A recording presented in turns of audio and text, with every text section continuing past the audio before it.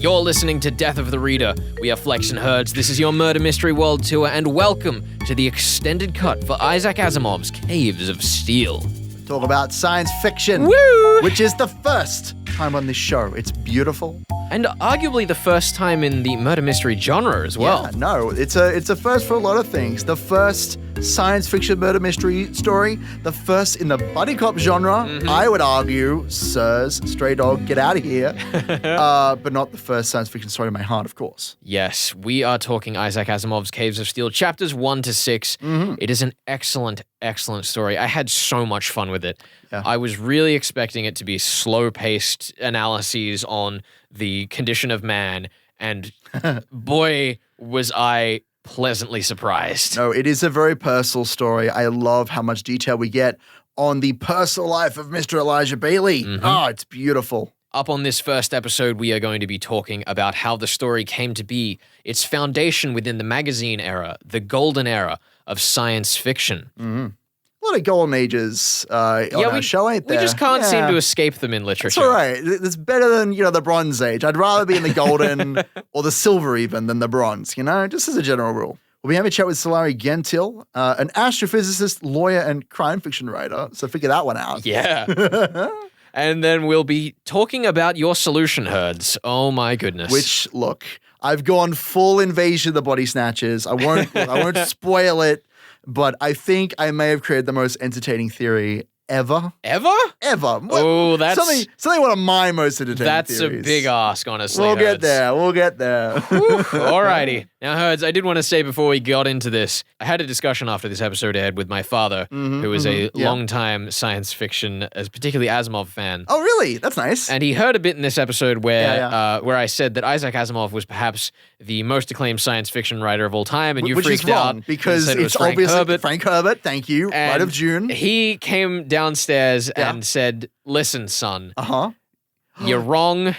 He put you in your place, City. And he was telling me that apparently that was just a reflection of our personal opinions. There's no actual grounding to that. It was probably Orson Welles with War of the Worlds. Get out of here. Get out of here with that nonsense. Which, in fairness, really, Frank Herbert. the first science fiction author we did mention on the show in our very first episode was Orson Welles with War of the Worlds. Look, he's a cool guy, but let's be real. Frank Herbert's Dune. Look, I don't see sandworms in any other heckin' novel. Get behind me. War of the Worlds, new aliens dying to the common cold. Spoilers. Get out of here. So yes, I'm sorry, Orson Welles, we did let you down. Jules Verne, also perhaps pretty high up there. Yeah, whatever. Who knows? It's not like he predicted man's travel to the moon. It's not like he's that important. Centuries before it happened. Well, it doesn't matter. Look, everybody just rips off Frank Herbert. Everybody rips off him. So that's why he Even the people granddaddy. before him? Yeah, even Isaac Asimov. Look, he ripped off him so hard. Straight up. Alrighty, well, either way, we're going to Asimov. This is chapters 1 to 6 of The Caves of Steel from his Robot series. Enjoy. You're listening to Death of the Reader on 2SER. We are Flex and Herds. This is your Murder Mystery World Tour. And Herds, we've finally escaped. We've finally escaped the clutches of the past. Flex, we're in space. We're in space. But also, not really. We're still in New York City. Why? Wasn't the whole point we were trying to get away from America? Wasn't that the point of going to science fiction is to be like escapists and away from our real life problems in New York City? Well, I mean, even if we didn't escape New York City, we still at least escaped medievalist New York City and made it all the way up to modernist New York City in the third millennium. It's true. Yeah, we've made it to a land many, many thousands of years in the future, I think just 1,000. Just 1,000. That's basically many. And there's all sorts of fun tech stuff. We're dealing with a world that is, a possible future, not quite unlike our own. There are caves of steel that humanity lives in. There are robots. And there's a man with a chip on his shoulder and something to prove. Yes, we are covering Caves of Steel by acclaimed science fiction author Isaac Asimov. Yeah. Our world tour has taken us from England to New York to New York to New York to New York in 3000. It's been a lengthy tour. Took us a while to get here. Yeah. But I'm very excited to cover this novel. This novel is a fascinating piece of murder mystery history because, Herds, it was one of, if not the first, science fiction murder mystery novels. Yeah, I mean, we've mentioned this, we've touched on this in a couple of past episodes, but the problem with trying to set a murder mystery in a fantasy world or a science fiction world in particular is that theoretically anything is possible. Science is leagues ahead of what it is now. You could have all sorts of, solutions that make no sense, that boggle the mind. And my job this week, as the person who doesn't know what's going on, is to figure out what kind of science fiction nonsense is playing with us. Yes, today we are covering chapters 1 to 6 of The Caves of Steel. And I first of all, Herds, wanted to talk about the history of this novel and how it came to be. Because Isaac Asimov is perhaps the most acclaimed science fiction writer in all of history. Probably, well, yeah. Frank Herbert's probably got him, he's a bit close. He's a bit close with June. You know what? I'll take that as a personal slight, but yeah. But either way, those authors, like Frank Herbert, they're contemporaries of Asimov, and it was this group of authors coming up in the magazine era of science fiction that really shaped the genre.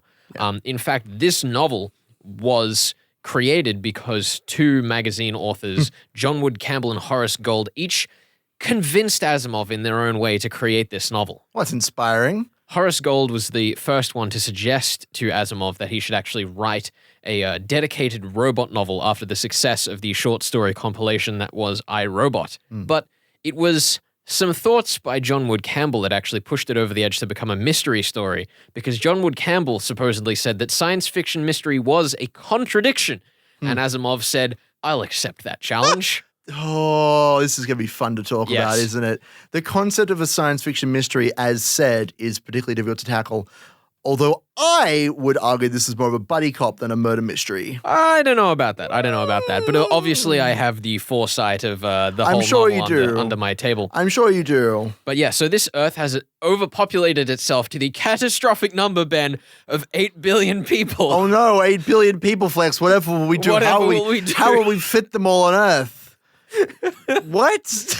What is happening here? So it's ridiculous. The police commissioner of New York City asks our hero, Lige Bailey, to solve a murder in the neighboring city of Spacetown. Spacetown, which is an excellent name. I have no problems with this. Fantastic Now, name. let's be clear. This name is completely ridiculous in a modern context, but it's because names like Spacetown and words like robot are, overused terms from back in the day. Like, the reason why we think of names like Spacetown and say that's ridiculous, why don't you call like Mos Eisley? That makes much more sense. These made-up words make more sense than Spacetown, is because of people like Asimov who are like writing these novels and just saying, there's a space robot, they're on Mars, there's a crazy scientist named Scientist Man. Like, that's why we find it cheesy now, because it was incredibly popular back then. Yeah, like people our age have grown up with words like this our whole lives, so it's completely normal to us. But Isaac Asimov invented the word robotics. Spacetown and like, robotics. That's a job people have now, and he just put it in a novel as a word once. Yeah. I think one of the other fascinating things about this franchise is that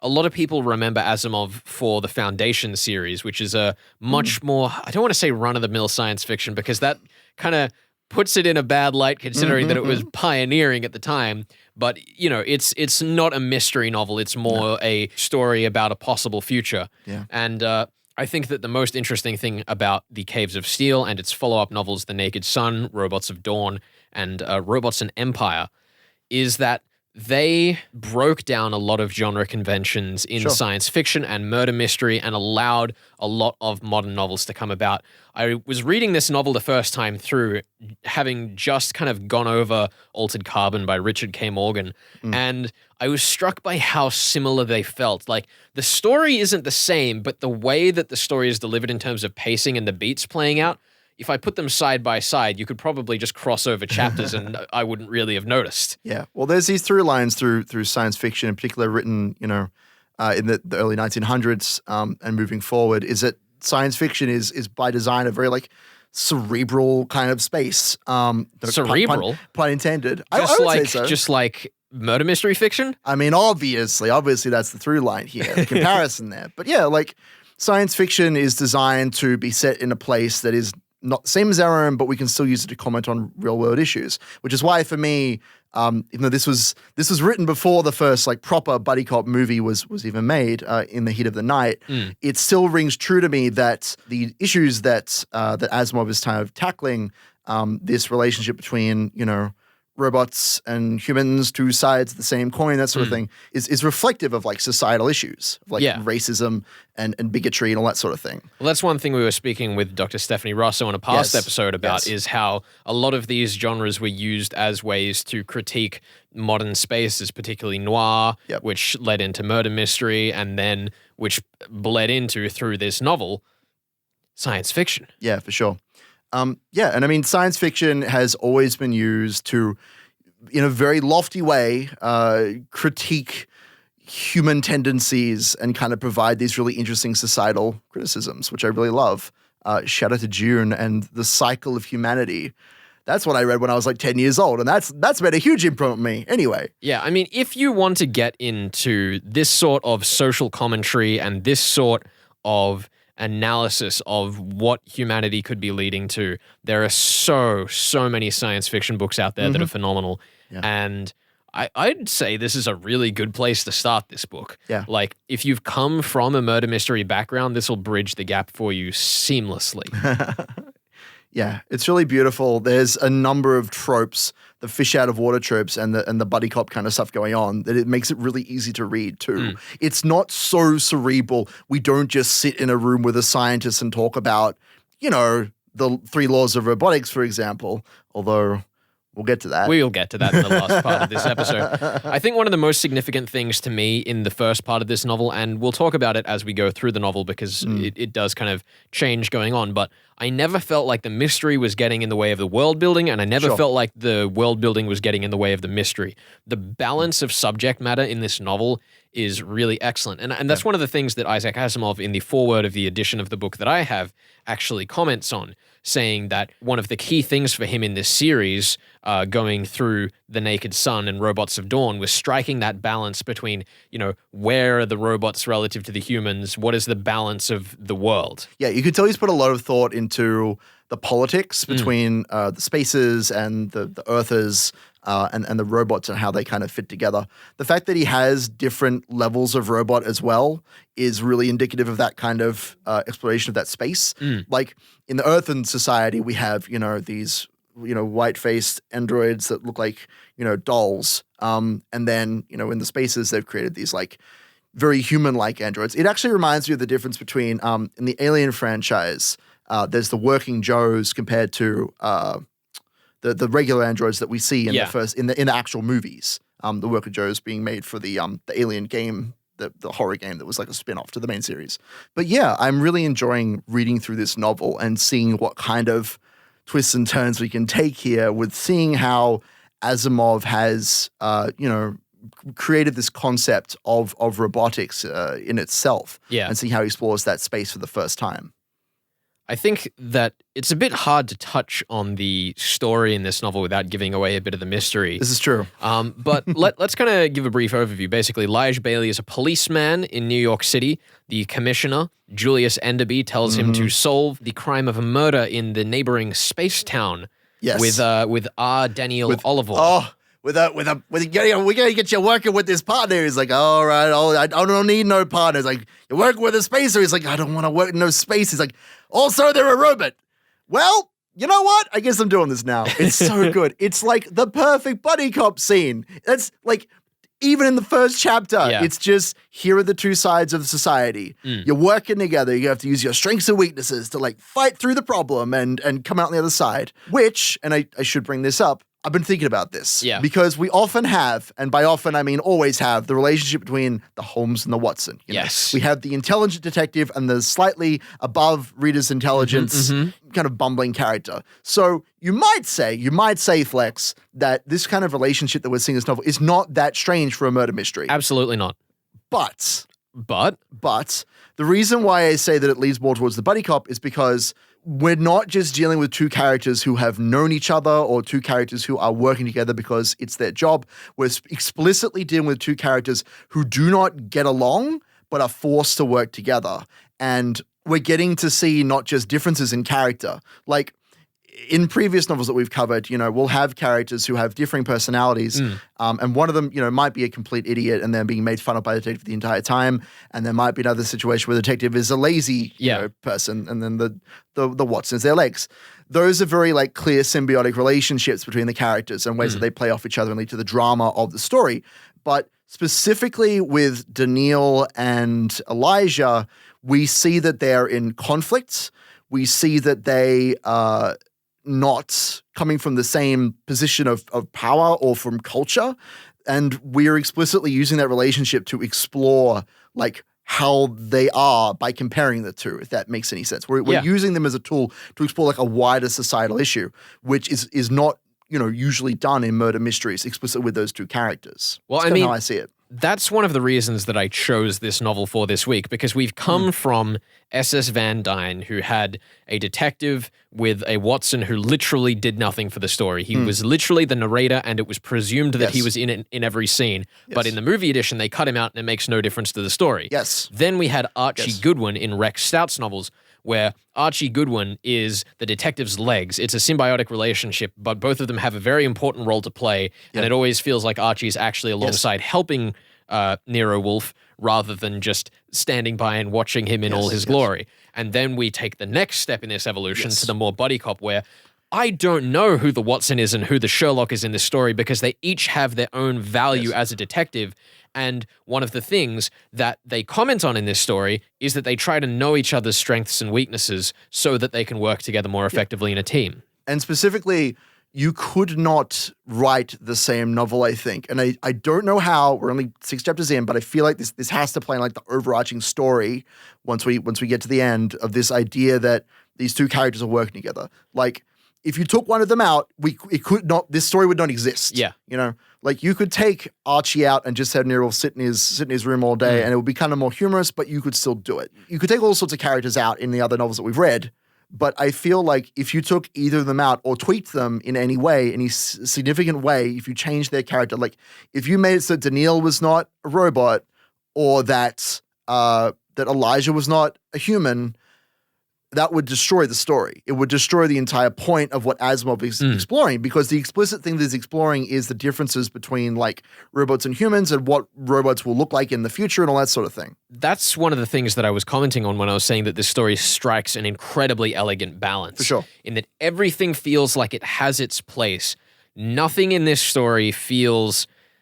obviously there's the mystery side of it where everything is foreshadowing something and yada, yada, yada. Like, we'll get into that as we get further into this novel because that's part of the fun of this mystery. But I think in terms of the actual telling of the story, I'm never reading a scene and going like, did this need to be here? It all needed to be here. For sure. I want every part of this novel to stay the way it is. And, maybe there's a couple of language changes that are a bit quirky, like I won't even try pronounce the name of the biblical king that he uses as a swear constantly in this. Jehoshaphat? Is that the one? I believe so, Jehoshaphat. Yeah. He just says it. And it's always in his head. It's almost like he just is thinking Jehoshaphat. I'm like, who thinks that? Yeah, there are a couple of quirks like that where I'm like, what? I love it. But the story as a whole strikes this incredibly, incredibly fine balance that I absolutely love. Jehoshaphat, I don't even know. Is that an offensive word? Can we say that? Oh, let's find out. Well, if there's a bunch of sine waves and just weet going on every time Ben's talking, that's probably what that is. We're not allowed to say that. Sounds good, Flex. We'll talk to the censors on that one. Coming up a bit later on the show, we'll of course be talking the mystery and how Herds thinks he can solve it. I can. This is what I'm supposed to do. That's the whole point of me being on the show. What are you talking about, Flex? Sure will. We'll find that out later on the show. You're listening to Death of the Reader on 2SER. This is Flex and Herds bringing you Death of the Reader, your murder mystery world tour. Today, we have on the show Miss Solari Gentile, Australian crime fiction writer, lawyer, and astrophysicist. Solari, welcome to the show. Thank you very much. Pleasure to be here.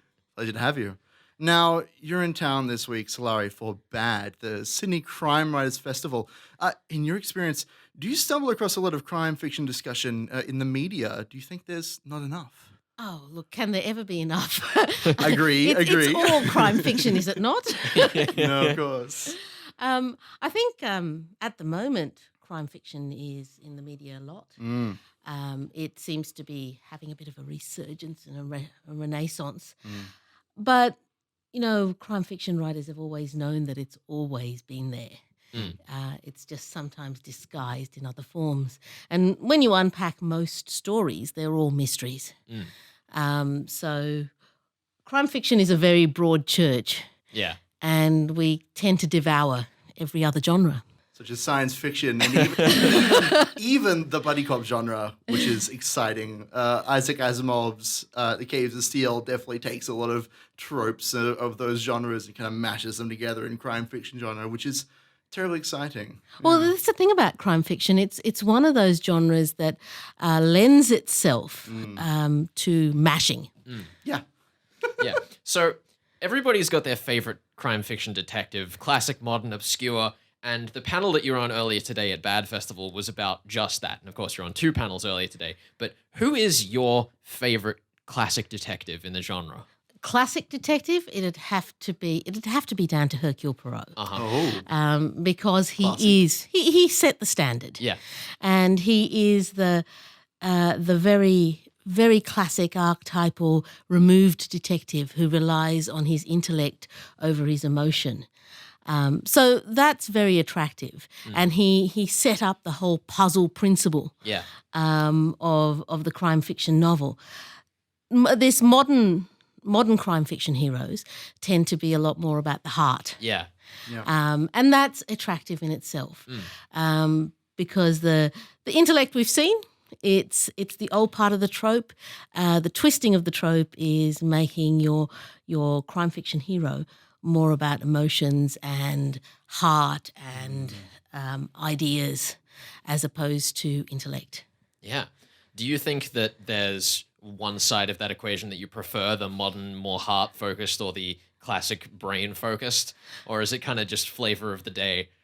Look, I think you've got to have both. Yeah. If you just had your crime fiction hero raging around the world and shouting at people and weeping, it wouldn't really be a very satisfying novel.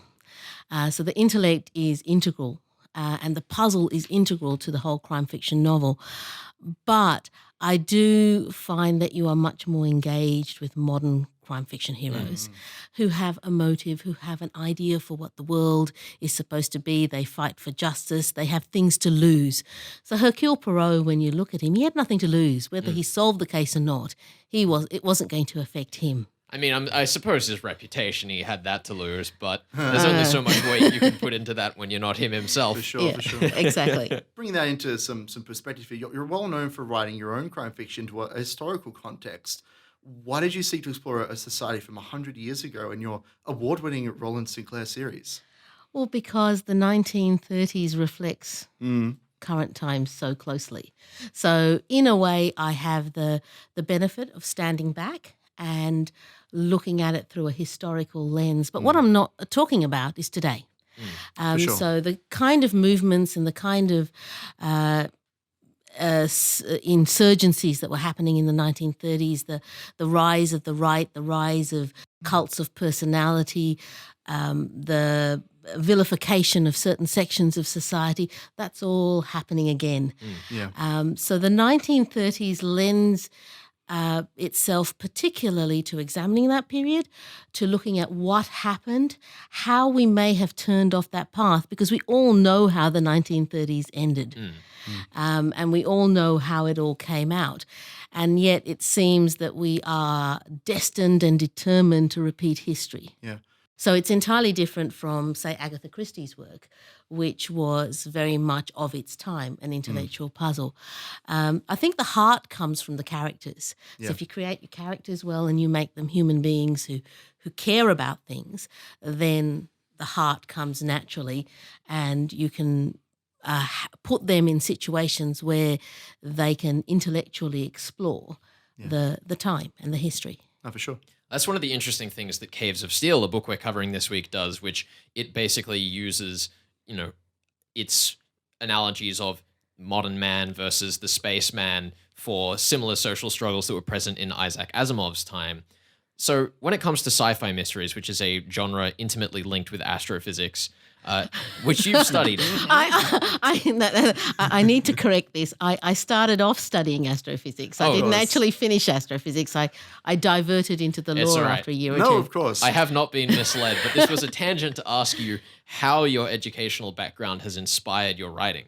Oh, look, actually quite a lot. People are surprised that astrophysics is such a good grounding. But astrophysics is mainly mathematics. It's pure and honours mathematics and applied mathematics. And so I was subjected to a year of that when my aspirations included astrophysics. But what that does teach you is logical thinking. So the old, and mathematicians will know the old if and only if structure. And that's perfect for a crime fiction novelist because you have got to set everything in place to lead to the end of the puzzle. And flaws in logic is what brings down a crime novel more than anything else. You hear that, Herds? You know what? I have no comment on this. You know what?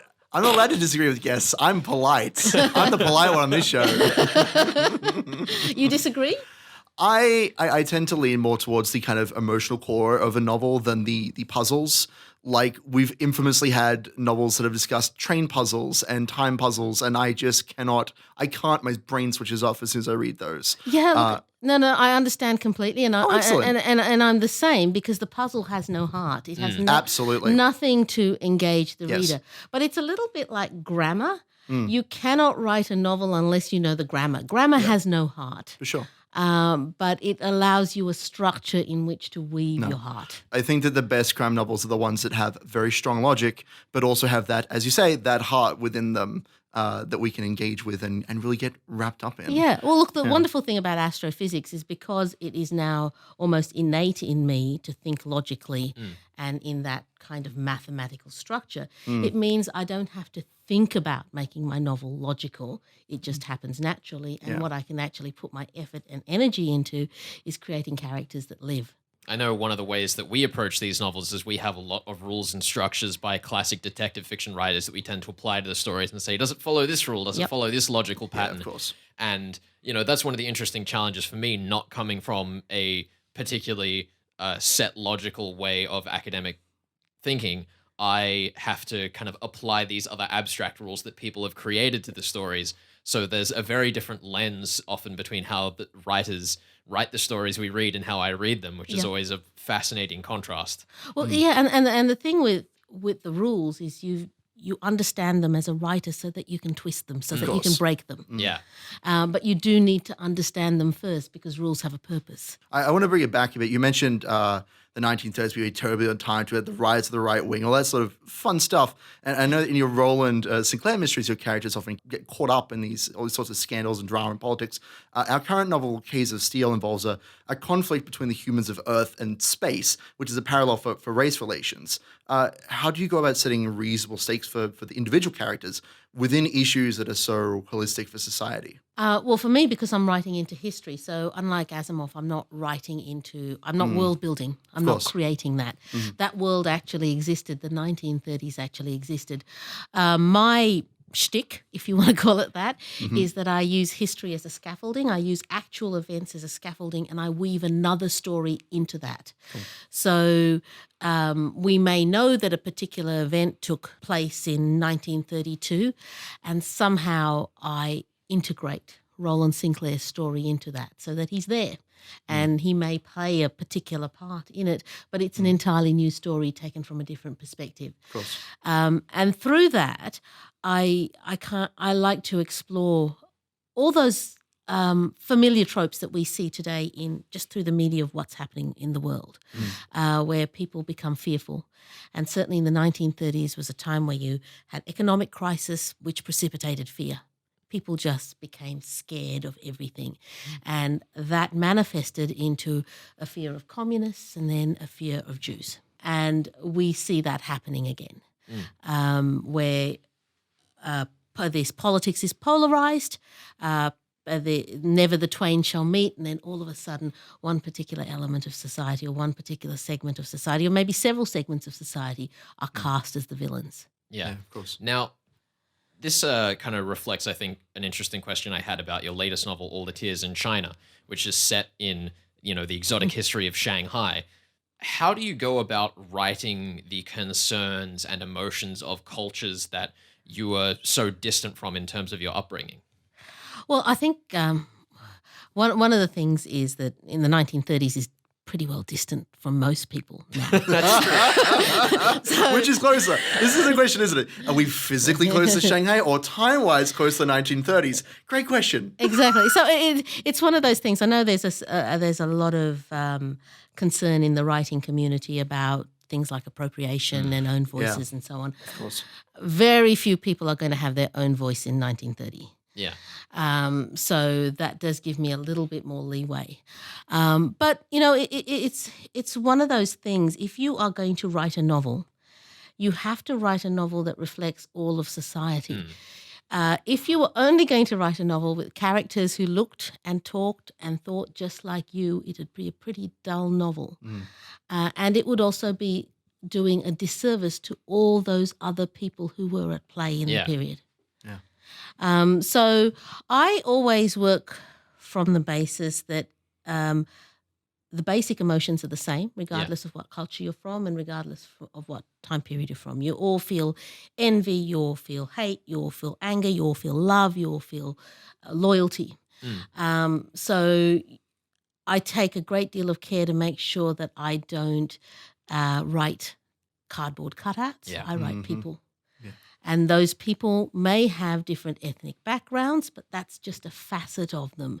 It isn't all they are, and that's not their only purpose in the story, to represent a particular ethnic group. So that's the way I approach it. Yeah, sure.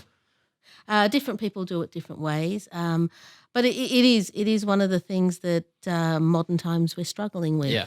How do you find the research process for that as well? Because, obviously, for us as English speakers, it's very easy to find information on America, on Britain, all the English-speaking countries. But for somewhere like Shanghai, which has such a prevalent, and correct me if I'm wrong, it's Cantonese largely? Yeah, but the thing with Shanghai was it was a treaty port.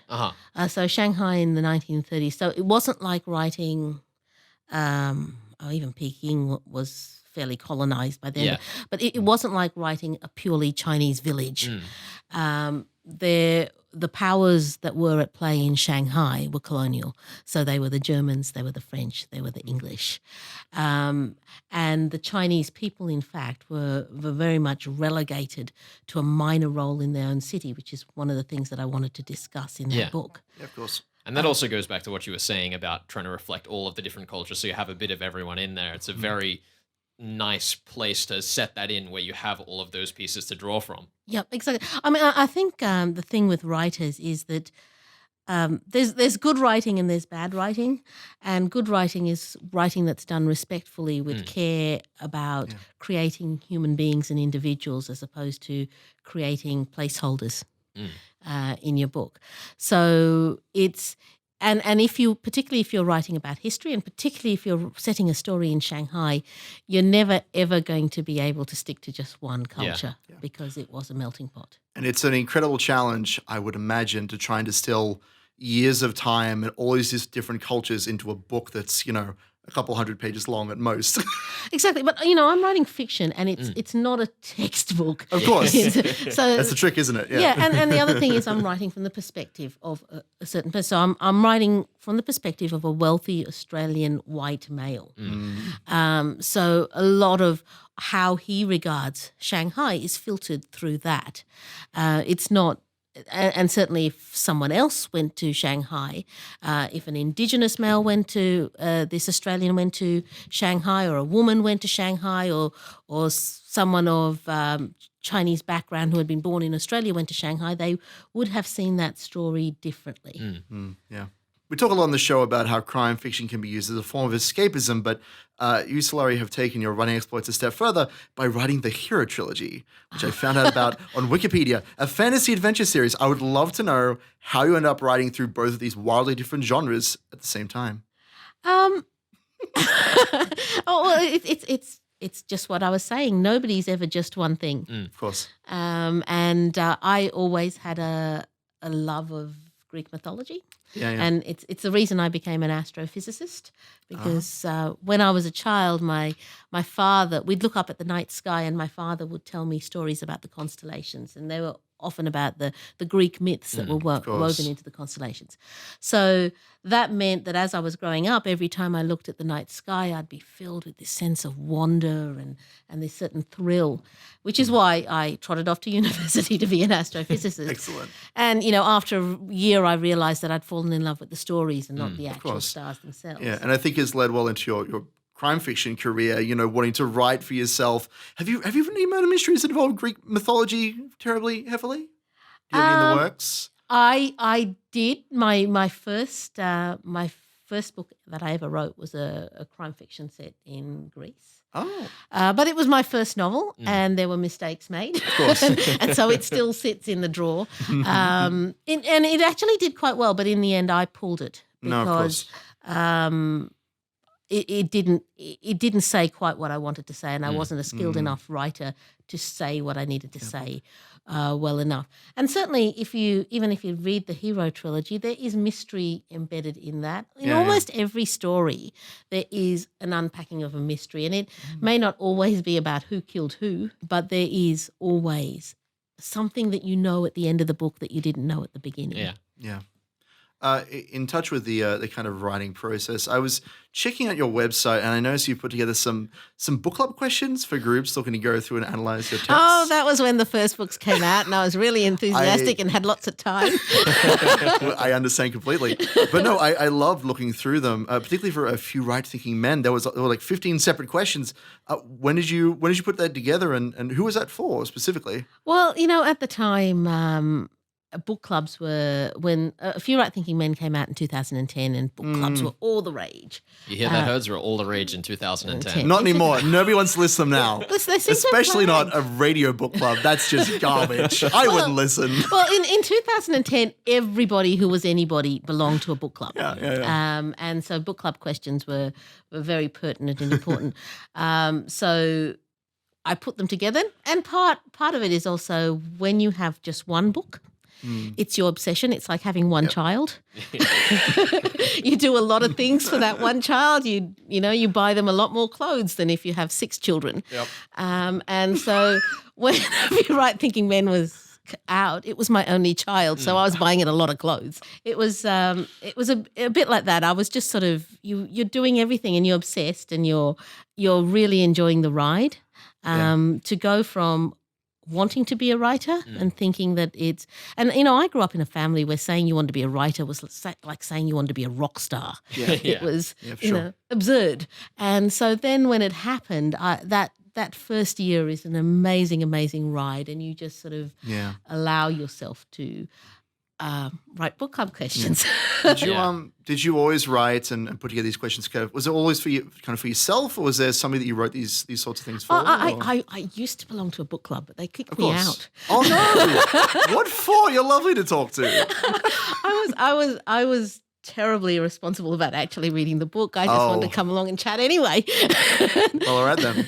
And where I'm from in the country, book clubs are very very important, very sought after. So you've got to wait till someone dies before you're invited in, because they have a limited number. And I think they realise, well, Sulari is not a serious book clubber.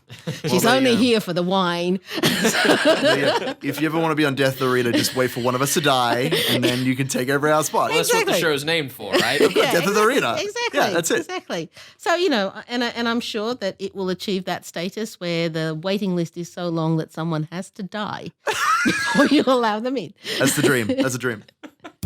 Well, this has been Death of the Reader. We are Flex and Herd, speaking with Solari Gentile, author of the Roland Sinclair crime fiction series, among many other stories.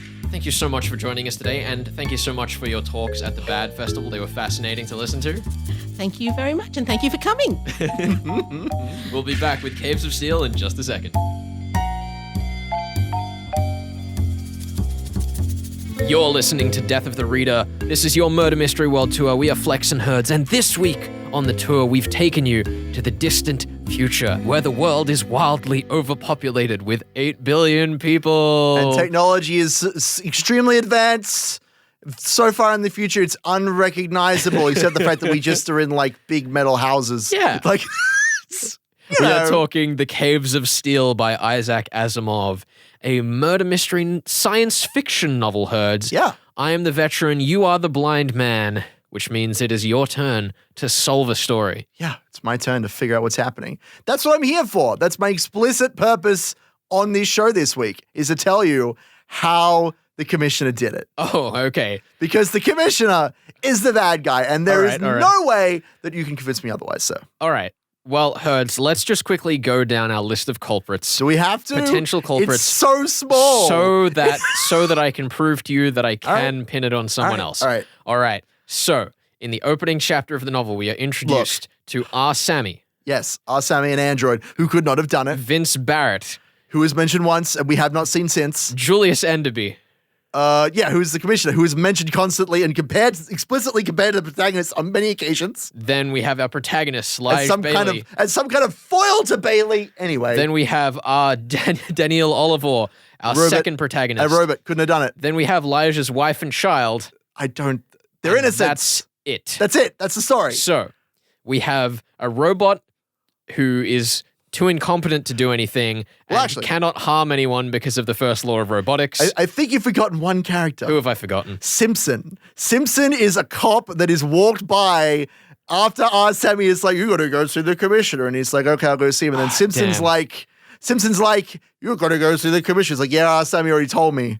To be fair, there was one more character. You tried to slip him past me. Maybe I need to revise my theory. Maybe I was. I need to revise my theory. That's why I didn't mention him. Who knows? But anyway. But on our list of potential culprits, the people who are mentioned with more than a sentence of detail in the opening chapter is the commissioner. Yeah. That's it. That's it. Look, obviously you're trying to, make me think that I've got it all wrong and that there's someone hiding in the shadows or that the culprits could show up later or something, but like I don't see any other character working. That makes no sense. In the interest of fair play, if I am to ascribe any semblance of fair play, because, and we should not forget this, this novel, when it was released bit by bit. It was released 6 chapters at a time. Correct. So for there to be, I don't know how long the wait was, but for Asimov to release, the first third of his book, make the readers wait, let them theorize about stuff and not have the culprit in those 6 chapters is insane. Well, yeah.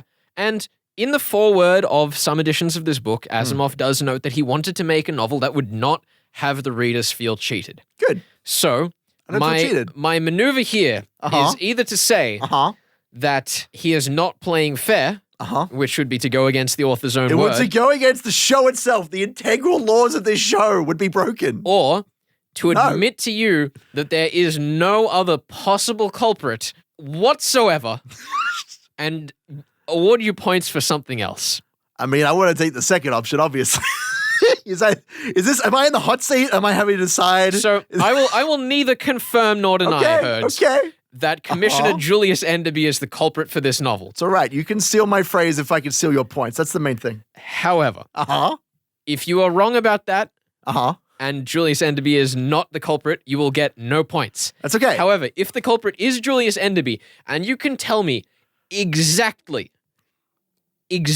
how the solution to this novel works, I will give you 2 bonus points, which will catch you up to me. Okay, good. That's what I like to hear. Now, I want to be clear, that's by the end of the second part, right? That is by the end of the second part. I was going to say, because I don't feel like there's enough information right now. We haven't even seen the crime scene yet. I assume that's in the second part. If you can do it exactly in this first part, Herds, I'll give you 3 bonus points, which will put you in the lead. I will take 3. You know what? I'm going to give it my best. I got some theories. I got some thoughts. Because let's be clear, I think the commissioner by himself is too easy. I have some thoughts and theories. Exactly. That's what I'm here for. Let's talk about the commissioner himself. Let's talk about the commissioner. So the commissioner is introduced as a nervous wreck with his glasses broken, and no one tells us how they're broken, except for Bailey, who conjures up a scene in his head of how the glasses were broken.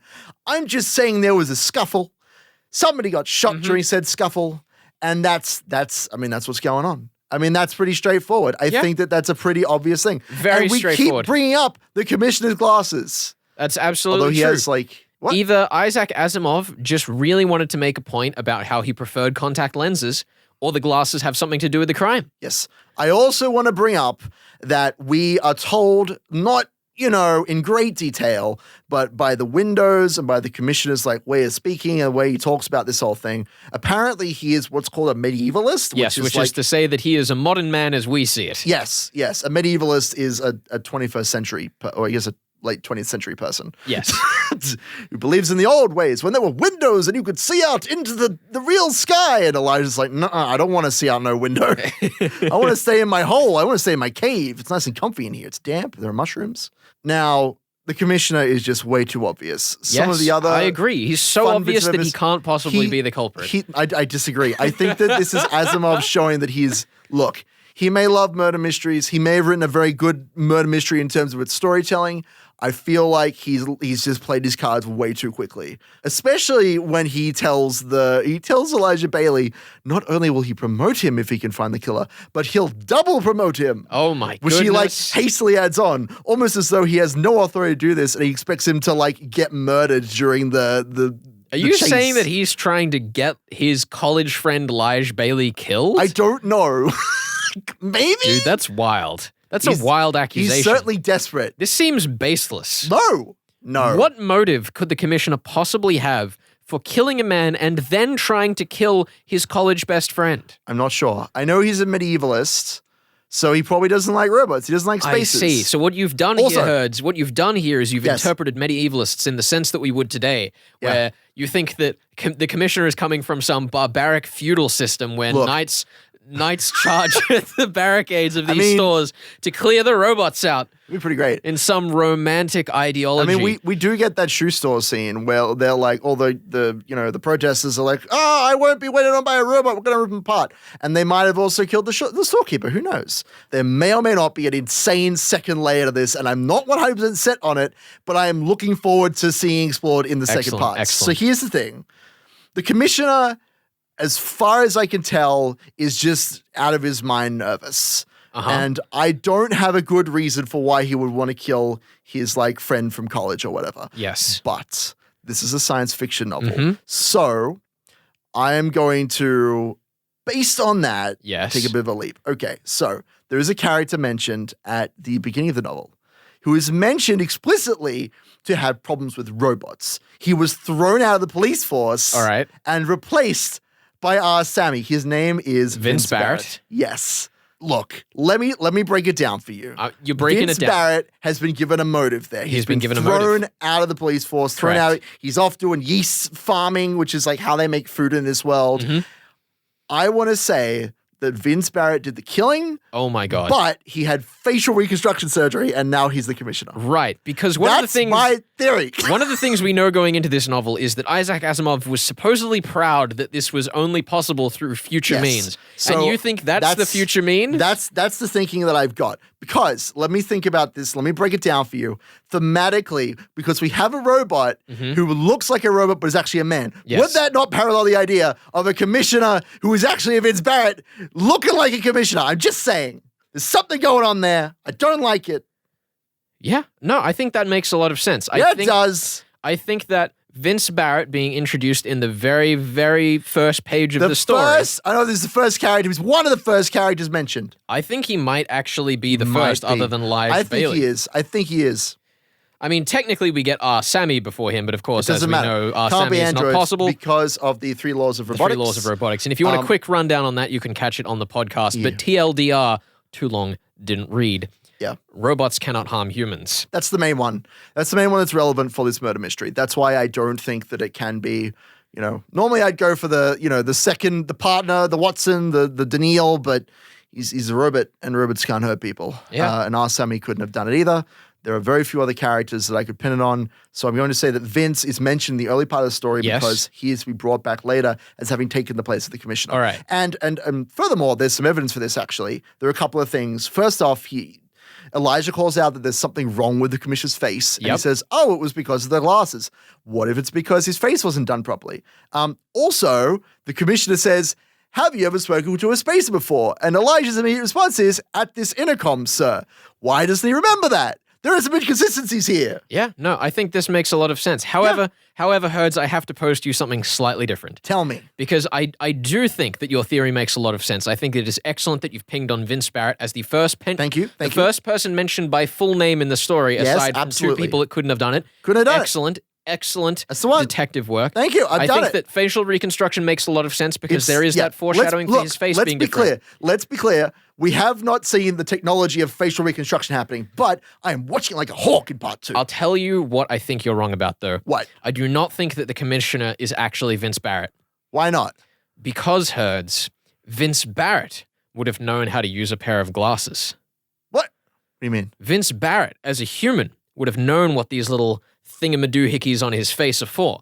What? But a robot sat in the commissioner's chair would not have known, would have put his mechanical fingers up to those glasses to take them off and punctured the lens right through. Are you telling me the commissioner is a robot? I'm telling you that the commissioner is a robot. That doesn't make any sense. Here's the thing. Lige Bailey is demonstrated to be a man that does not read people well. That is just fact. He doesn't understand his wife. He doesn't understand his son. He doesn't understand Vince Barrett. He barely seems to be able to look people in the eyes except his friend, the commissioner, and he notices something is wrong. Mm-hmm. You know what he might be noticing? That the commissioner doesn't know how to have a normal human face. Here's the thing. Daneel is like stated to be the most advanced like android that that Elijah has ever seen. Correct. I would wager that as the secondary protagonist, or side by side protagonist, because they're equal. This is a buddy cop. He's probably the most advanced thing that we're going to see in this novel, and I think that, especially knowing that he goes on to future novels, this is Asimov's thesis statement. Is that Daneel is like the peak of robots, and Elijah is like the like not the peak of humanity, but like the representation of humanity. And we know that the commissioner is seems to be suffering a lot of stress. Yes. And he's very emotional. I don't think that Daneel could do that. I don't think that Daneel is capable of that sort of thing. I think that like the idea that a robot could be that emotive and like, oh, let me throw all these things around. But I think you've mistaken my argument, sir. I think you've mistaken my argument. How am I mistaken your argument? I am not saying that the robot that is replacing the commissioner is doing a good job. I'm saying that what Lige is noticing is its failings. But because he doesn't have a keen enough eye to tell that Daneel Olivaw is even a robot at first glance, means that a lesser model of robot that a prototype for Daneel Olivaw might have been could be sat in that chair and Lige Bailey wouldn't notice it. We know for a fact that the commissioner is involved in the robotics project of our victim, Dr. Sarton. And you know what that involvement might have been. Maybe he was the model for the first robot. And maybe that is who is sitting in that chair. You know what? I can't refute that. I can't tell you that that's wrong. Flex, are you familiar with the concept of the cat box? Schrodinger's cat. Schrodinger's cat? You familiar with the concept? I've never heard of such a thing. You'll have to explain it in 20 words or less. Put cat in box. That's 4. Close box. Okay, that's 6. Is cat alive or dead? Right, at 11. Okay, cool. Well done. You did it in less words. So you're saying to me... I'm saying You're saying to me that robots can't harm humans, but they can harm cats, and thus there is a dead cat inside the commissioner. I'm saying that until we rip the commissioner's skin off and see his blue blood or red blood, we won't know. But I definitely think there's something funky going on with the commissioner. Yeah, I think that is undeniable. There's something missing here that we're going to have to learn about. But I think that it's equally possible that he's been like replaced by a robot. But at the same time, that he couldn't have killed anyone. I'm not saying how does that work? He's saying that he killed someone and then was replaced by a robot afterwards, and this is all farce? Exactly. I'm saying that he and Dr. Sarton killed each other in an argument over this program. That's not a murder, though. That's a fight. It is, but somehow the commissioner's body has been removed. We know that the commissioner was found at the scene of the crime. But we're not told how the commissioner is found at the scene of the crime. You're right. Perhaps he was found dead, and this is all a spacer conspiracy. That seems like it would go against the idea of the two sides, like, coalescing together. Because that's the iron and carbon equation that Daneel brings up. That's like Asimov's whole thing. And this was written back in the early 1900s. Well, no, you're absolutely right. I completely concede this. But this is where Daneel Olivaw has to come in and rise above the standard rank of robots and say to the spacers at the end, this was not okay. What? It was not okay that you murdered this commissioner for your own gains. and that's how he becomes a hero. You think that Daneel's going to like rise up against the spaces? I think so. That sounds like a bit much. The That story, sounds like a bit much for the first novel. The story has been all about the Look. humans rising up against the spaces. Perhaps the robot has to finally switch to the side of the humans, Ben. But the whole point is that like the two sides are working together. Not that one side has risen up against. That doesn't make any sense. I don't know, Herds. I think you've misunderstood some of the motives behind You this know novel. what? You know, it's fine. Look, this isn't no June. This ain't no political smorgasbord. You're telling me there's no politics in this novel? I mean, there's enough politics. There's but a lot of it's politics It's in not this space novel. politics, though. Oh, Herds. All right. Well, next week on the show, we are going to be covering chapters 7 to 13, the second release of Caves of Steel's serial release structure.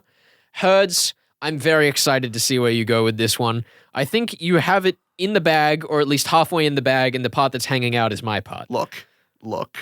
But it's a bag with a cat inside it, and Yeah. the cat's name is Schrodinger. Schrodinger. Yeah. Schrodinger. It's adorable.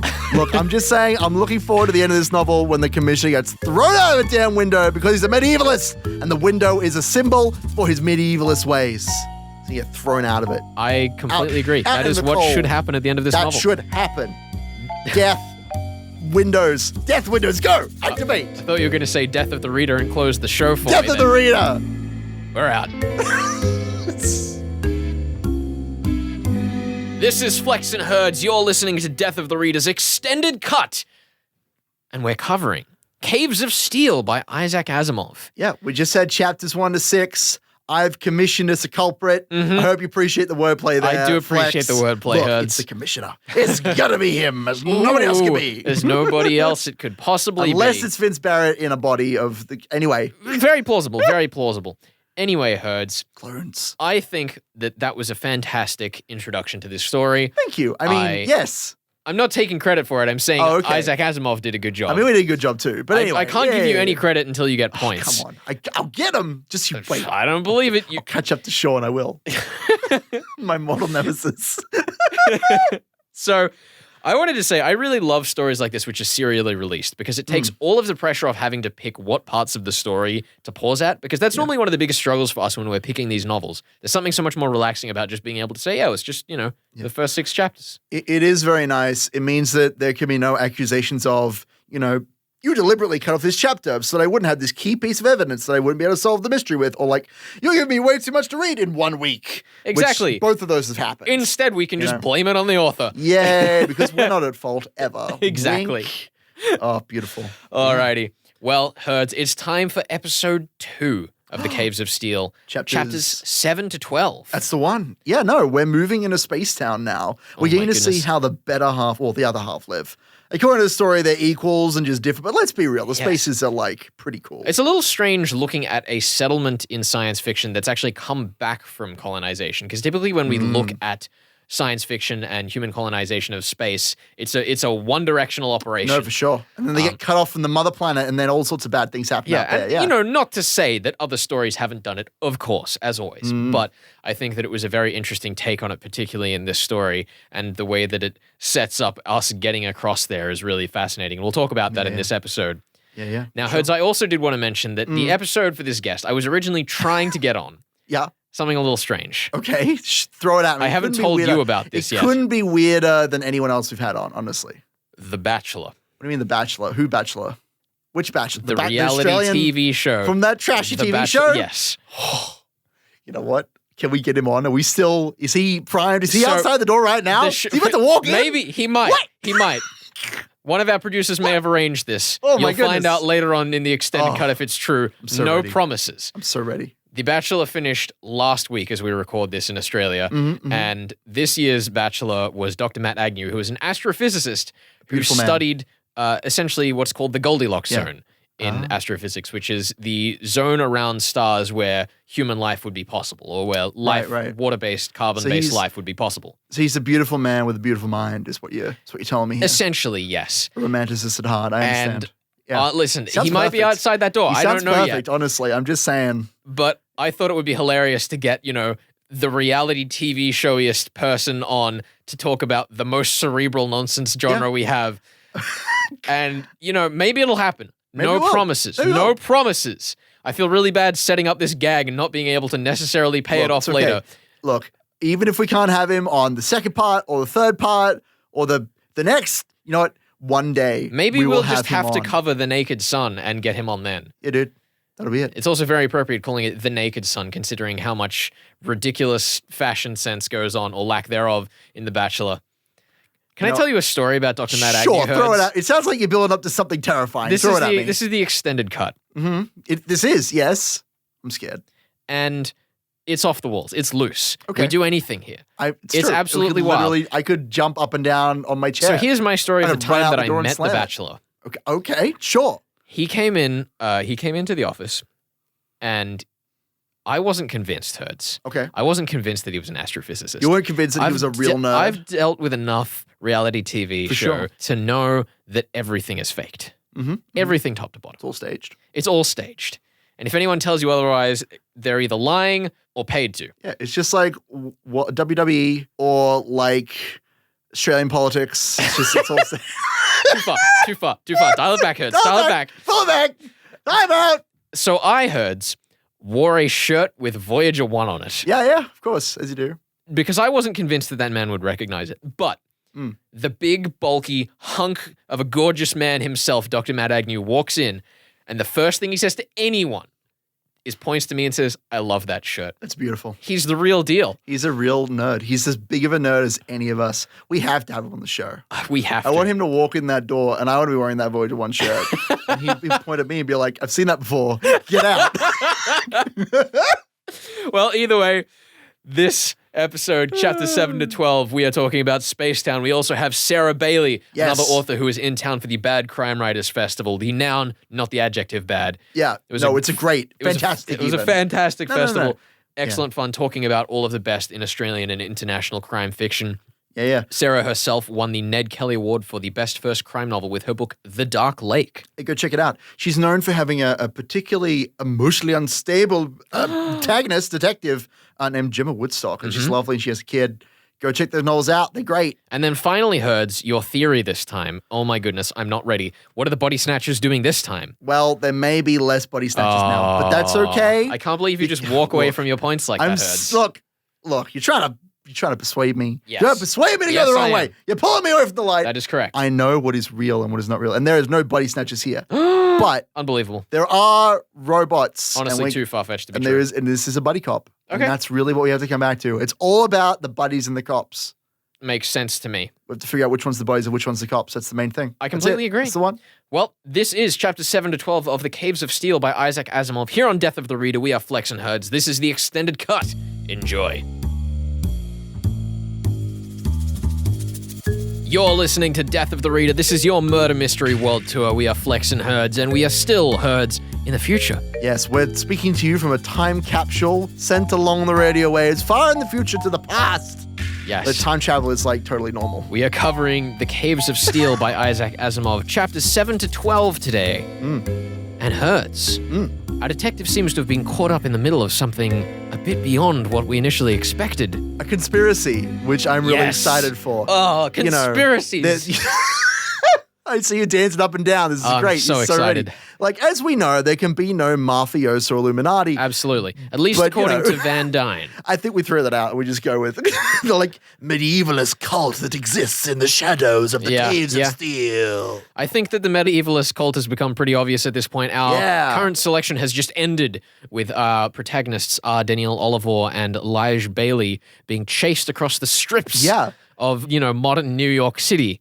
In what equates to an action sequence in this Yes. novel, which is incredibly weird because Asimov, I can tell just from reading the way that Asimov writes, the way that he like dictates the action and the flow of the scenes, that he's more used to writing dialogue and like distilling cerebral ideas down into a consumable format than he is at writing an action sequence. He has a very particular style of descriptive language in that he describes the thing and vaguely what it does and some of its properties, but there's no like visual quality to it. There's no cinematics to it, which means that you as a reader are left basically to fill it in yourself. Yeah.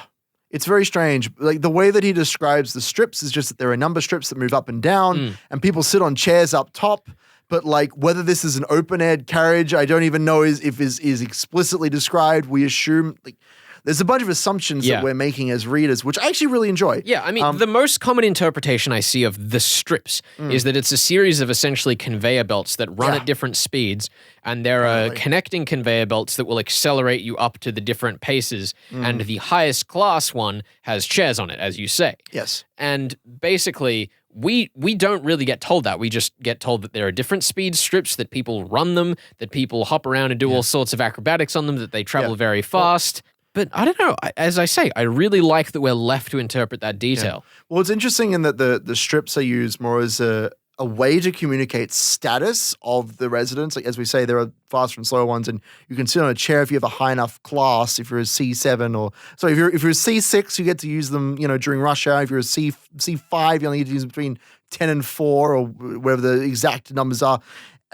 They're one of the primary ways, along with the food that's consumed and the way that the kitchen scene as well is kind of laid out, that Asimov used to describe a very kind of, in a very granular way, this society and how it functions, what kind of basis it's set on. Yeah, because a lot of this society is founded upon necessary efficiency. Yes. So, for example, we know that the highways below the city are effectively abandoned because, no one can use them, because if everyone had cars, it'd be too crowded. Yeah, it just wouldn't work. I mean, I particularly enjoyed the story of the London Wanderer. Yes. Who apparently is a criminal who is lost down in the metros trying to find their way back to their hideout, I tried to find if that was a reference to another story, because it really felt like it was, but I couldn't find a certain answer on that. I don't know about a specific story or historical event, but I know that the Metro novels written by Dmitry Glukhovsky have a number of these kind of ghost stories about, people dying in the train tracks, because it's a post-apocalyptic world and so everyone's, down in the Metro. And when people die, their like spirits live on afterwards, and they're trying to like find their way back to the stations where everyone lives in this world. Yeah. Which is particularly exciting. You should all go read Metro. Anyway, I really enjoy the way that the Metro in this story, in Asimov's work, is portrayed as this like kind of ghost highway. Yeah. Effectively. One thing that I noticed when researching this story was that there are so many different interpretations of what all these different things mean on the covers of Asimov's work. Like, if you look at the portraits of the characters, like even our main characters, Elijah Bailey and Daneel Olivaw, their portraits on various editions of the cover look absolutely completely different. It's fantastic. Some things look really slick and 60s sci-fi with these like very long silver, capsules. Other things look much more cyberpunk with lots of hard edges and purple and pink lights. Yeah. I think that it's one of the things that helps this book age better than it otherwise would, in that there's so much room for you to fill it with your own personality. Yeah, and there's not a lot of time, wasted on specific details. We're very much here to watch the flow of events unfold and get a kind of broad scope of this society that we've been kind of plunged into. One that is, for some reason, on both sides of the table, and this is to do with the divide between the spaces and the Earth, is obviously focused on cleanliness to this like weird degree. Yeah. The spaces, obviously, when they set up their barrier, and we get to see this in the opening chapter to this, chapter 7, we get to see the procedure that's involved in entering into Space Town. It involves stripping completely. It involves having a sample of your blood taken and being like sprayed with these high pressure showers. And it's very high security, obviously. And then inside, we see that this isn't a one-sided thing, that Daneel is actually very self-conscious of his uncleanliness when he like spits out some apple seeds, because he doesn't know what apple is. So he's like, oh, why are there seeds in my apple? He spits them out on the ground. He says, well, this place is probably going to be, cordoned off for disease, and like they're going to take the burners out and just destroy any trace of my bacteria. And that's probably not too far off the mark. Yeah. Surprisingly. And I mean, that's one of the other things that's nice about Elijah Bailey, is that in a world that's filled with all of these characters that are, so medievalist and so opposed to everything spacer, one of the things that makes Elijah work as a protagonist is that he is still supportive and embracing of the space's ideals while displaying his discomfort with them. Sure. In kind of unique ways like that. Yeah, I mean, as I say, he does fit in the buddy cop tropes, which is super important, especially as we get towards the solution of this. But we'll talk about that. moving through this novel, understanding that we are looking at the two sides of the coin, but we have to have a protagonist who is able to work with the other environments. Yeah. Otherwise, the whole premise falls apart. You know, if we open this up and Daneel said, "Hi, I'm a robot," and Bailey pulled his blaster on him, this would be a very different story. Oh, it wouldn't be absolutely. a buddy cop, right? And I mean, it does kind of, not with a blaster, admittedly, but it does kind of get to that absurd confrontational point when Lige Bailey tries to accuse. Oh my goodness. Are you referring to the greatest scene / chapter in this entire novel? It's amazing. It's so good. He just will not give up. Watching Elijah Bailey rant and rave and shout, and like every time this highly acclaimed roboticist scientist man is like, "Well, let me tell you exactly why that is Mr. Bailey." And he's like, "No, I ain't having none of this nonsense." Yeah, throw it out the window. It's fantastic. Basically, when we get to Space Town, rather than going to the spaces and saying like, "Well, you know, I think I can maybe work this out," he goes to them and he goes, "It was you all along." It's so good. And Specifically, he says that Daneel is actually not an android at all. Yep. And so the way that they resolve this, and they could have done this at any time, they really draw this out, Yeah. which is why it's beautiful to watch. The way that they solve this is that he first off was like, "Well, Daneel, would you like to show us that you're an android?" And they're like, "Well, how's he gonna do that?" And then his whole arm comes off. Yeah.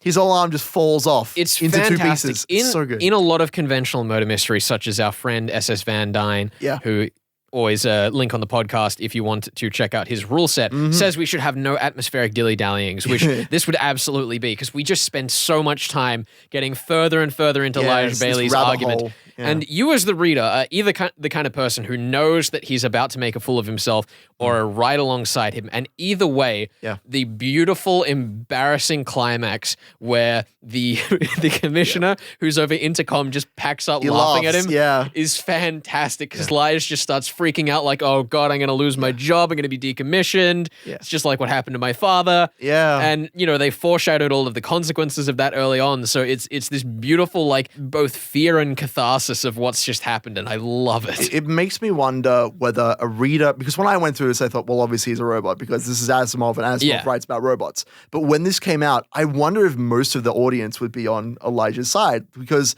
you know, if you haven't read a lot of science fiction novels or any, mind you, any science fiction novels, and if you come into Caves of Steel, like, what's all this robot business about? And you think, aha, well, I see. This is the trick. Yeah. Well, He was not a robot at all. I think that it probably would have been, and I couldn't find for certain whether this was the case, but I think that most readers would have been on the side with what was really going on if the story was published as part 2 of 3. But if it was just published as part 2, maybe people would have thought that we were actually getting the solution. Yes, well, this is the question, isn't it? There's always a thought in the back of the mind when you're reading a murder mystery that if something is being presented to you so clearly when you know you're not in the final chapters of the book, shout out to the ending of chapter 12. Oh my goodness. Yeah. But like, if you're presented with this as, this is it, this is the thing, and it's presented as a really climactic moment, it's not it. This isn't what's going on, guys. It's not the food sack. It can't be, because because it's been presented, it can't be the answer. That said, I really do look forward to finding the novel that is the exception to that rule. For sure. Because I think that there's some really intelligent room that this story could have played if Bailey was in fact right, and then we get into the consequences of that. But then, of course, it wouldn't have been as much of a mystery novel. Yeah. I mean, in today's science fiction world, there would be room there to say, for example, is a cyborg, just his arm is a robot, or like it's the victim's consciousness put inside an android or a robot or whatever. But because this was written in the early 1900s, I don't think that's what's going on. Yeah. Anyway. Well, early 1900s? Yeah, or mid. It's like 1953. It's like dead in the middle. Dead in the middle. It's early. Dead in the middle, just like Sarton. I'm just saying, if you wake up at midday, at 12 midday, are you telling me that's not like early? Are you telling me that's like late in the day? Come on. Who doesn't get up at midday every one and want to be like, that was a good sleep? I regret nothing. I can't refute this argument whatsoever. No. Let's move on to talk about Lige Bailey's family, because that's something that we didn't quite get the chance to touch on last week. Sure. So Lige Bailey has a very strange family life going on in this book, where his wife seems to discover the secret that his partner is a robot before anyone else in the city. Yes. It doesn't make any sense. Then they decide that it's unsafe for them to be around Lige Bailey's home, so they get an apartment hotel thing elsewhere, stay the night there, and then Lige's son rocks up in the like. There's so much that we should have talked about in part one, but there's so much to talk about just in general. But it's something that surprisingly isn't played on much at all in murder mystery novels, which is the detective's family. Yeah. Like, from the detectives we've covered, I think the only one that even had a relative that played a part in the story was Miles and Angela Bredon from our very first novel, The Three Taps. Which was excellent. Which means either we've made a very strange selection of familyless books, or this was doing something different, which I think is the case. And I really, really like the way that it plays his family as part of the puzzle. That said, there's going to be like a really good murder mystery that is like twins. I guess it's solving a crime together. up to us to find it. We got to find it. That's our mission. Maybe Shakespeare wrote one like that. Shakespeare? Yeah. Okay. Maybe he wrote a murder mystery. Who knows? I think that what I wanted to bring up about this moment was the excellent way that it uses Lige's own family and his own emotions as a foil for what's going on. Because I think one thing that tends to lack in the conventional murder mystery sense is stakes. Yes. Like, in a lot of old murder mysteries, it's just, oh, can we stop the killer before they kill someone else? Yep. Okay. Or, the onus is that we just want justice because justice is the right thing. Justice is good, guys. But here, Lige Bailey is given a fantastic motive in that his family is basically on the chopping block, and he's been in the situation that his father was on the chopping block when he was a young boy.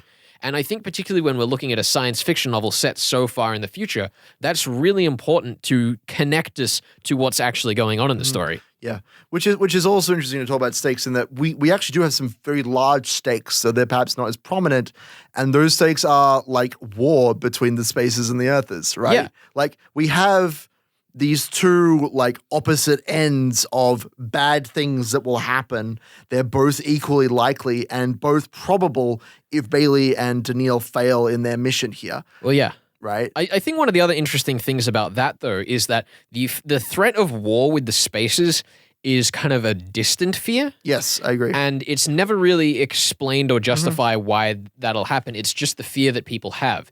So I think that it's one of the things we were talking about in the previous episode of the show was that this book does an excellent job of balancing themes and concepts.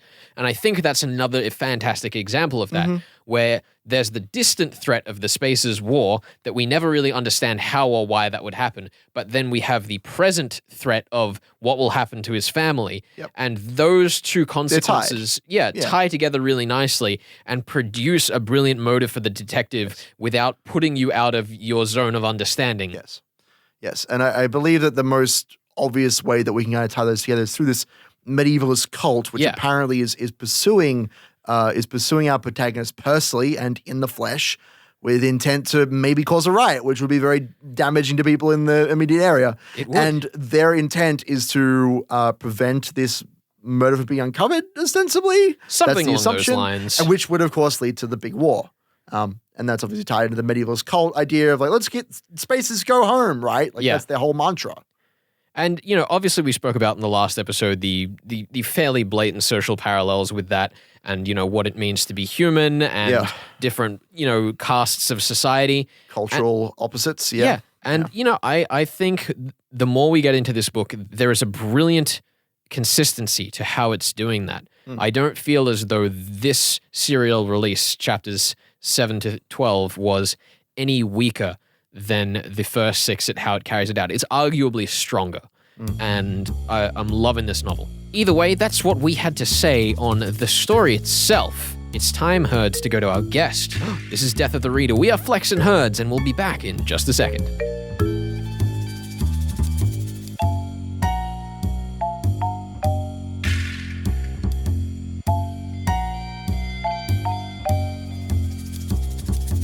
This is Flex and Herds bringing you Death of the Reader, your murder mystery world tour. We're sitting down today with Sarah Bailey, Australian author of The Dark Lake and winner of the much sought after Ned Kelly Award for Best First Crime Novel and the Devitt Award for Best Debut Crime Book. Sarah, welcome to the show. Oh, thank you very much for having me on your show. So we all live busy lives, some busier than others. I understand you work as an advertising executive while also continuing the Gemma Woodstock series. How did you motivate yourself to finish your first book? It was quite challenging, I have to say. Back then in 2016, I was working full-time in advertising and had written about half of the book and felt like it had more potential than anything else I'd ever attempted to write before. So I did at that time decide to leave that job, take some long service leave, which I was lucky enough to have. And about 2 months of that, I did manage to finish the draft. So, but I'm back working full-time now, and I don't know, I think I enjoy the juggle. It makes me write faster. No, I can imagine.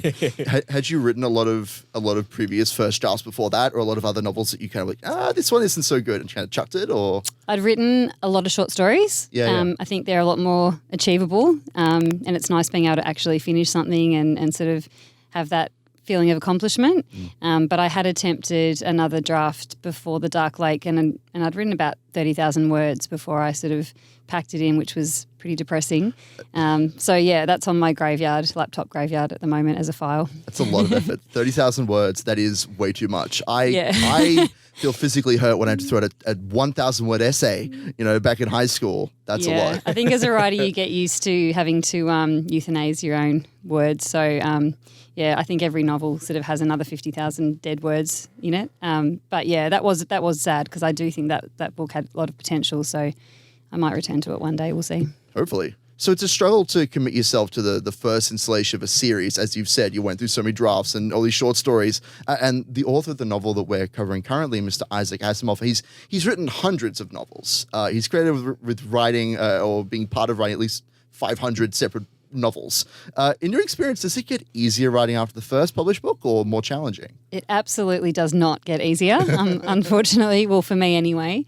I think I write quite fast. I've sort of written a book a year for the last 3 years, but I don't know how people like that write that much. I just it's a different level altogether. So it's very admirable, but it's certainly not something I don't think I could do. It's, for me, every book has got its own challenge. So some parts are easier. I think the thing that becomes easier potentially is just the fact that you can probably do it. So there's a little bit more confidence somewhere in there that if you wrestle long enough with the words, they'll turn into a book. So you've been in Sydney for the Bad Crime Writers Festival, and you were on a panel called Writing Crime in the MeToo Era. We've spoken at past with an academic here at Macquarie University, Catherine Lumby, a little bit about this. And how do we go about challenging the status quo, particularly in a genre that's very much got the old boys club, forthright detective saving the maiden in trouble? Yeah, it's tricky. I think my second book in particular, Into the Night, there's a subplot that's got quite a strong Me Too sort of theme to it. And I had quite a lot of people say, how did you know that this was going to be in the zeitgeist when you wrote this book?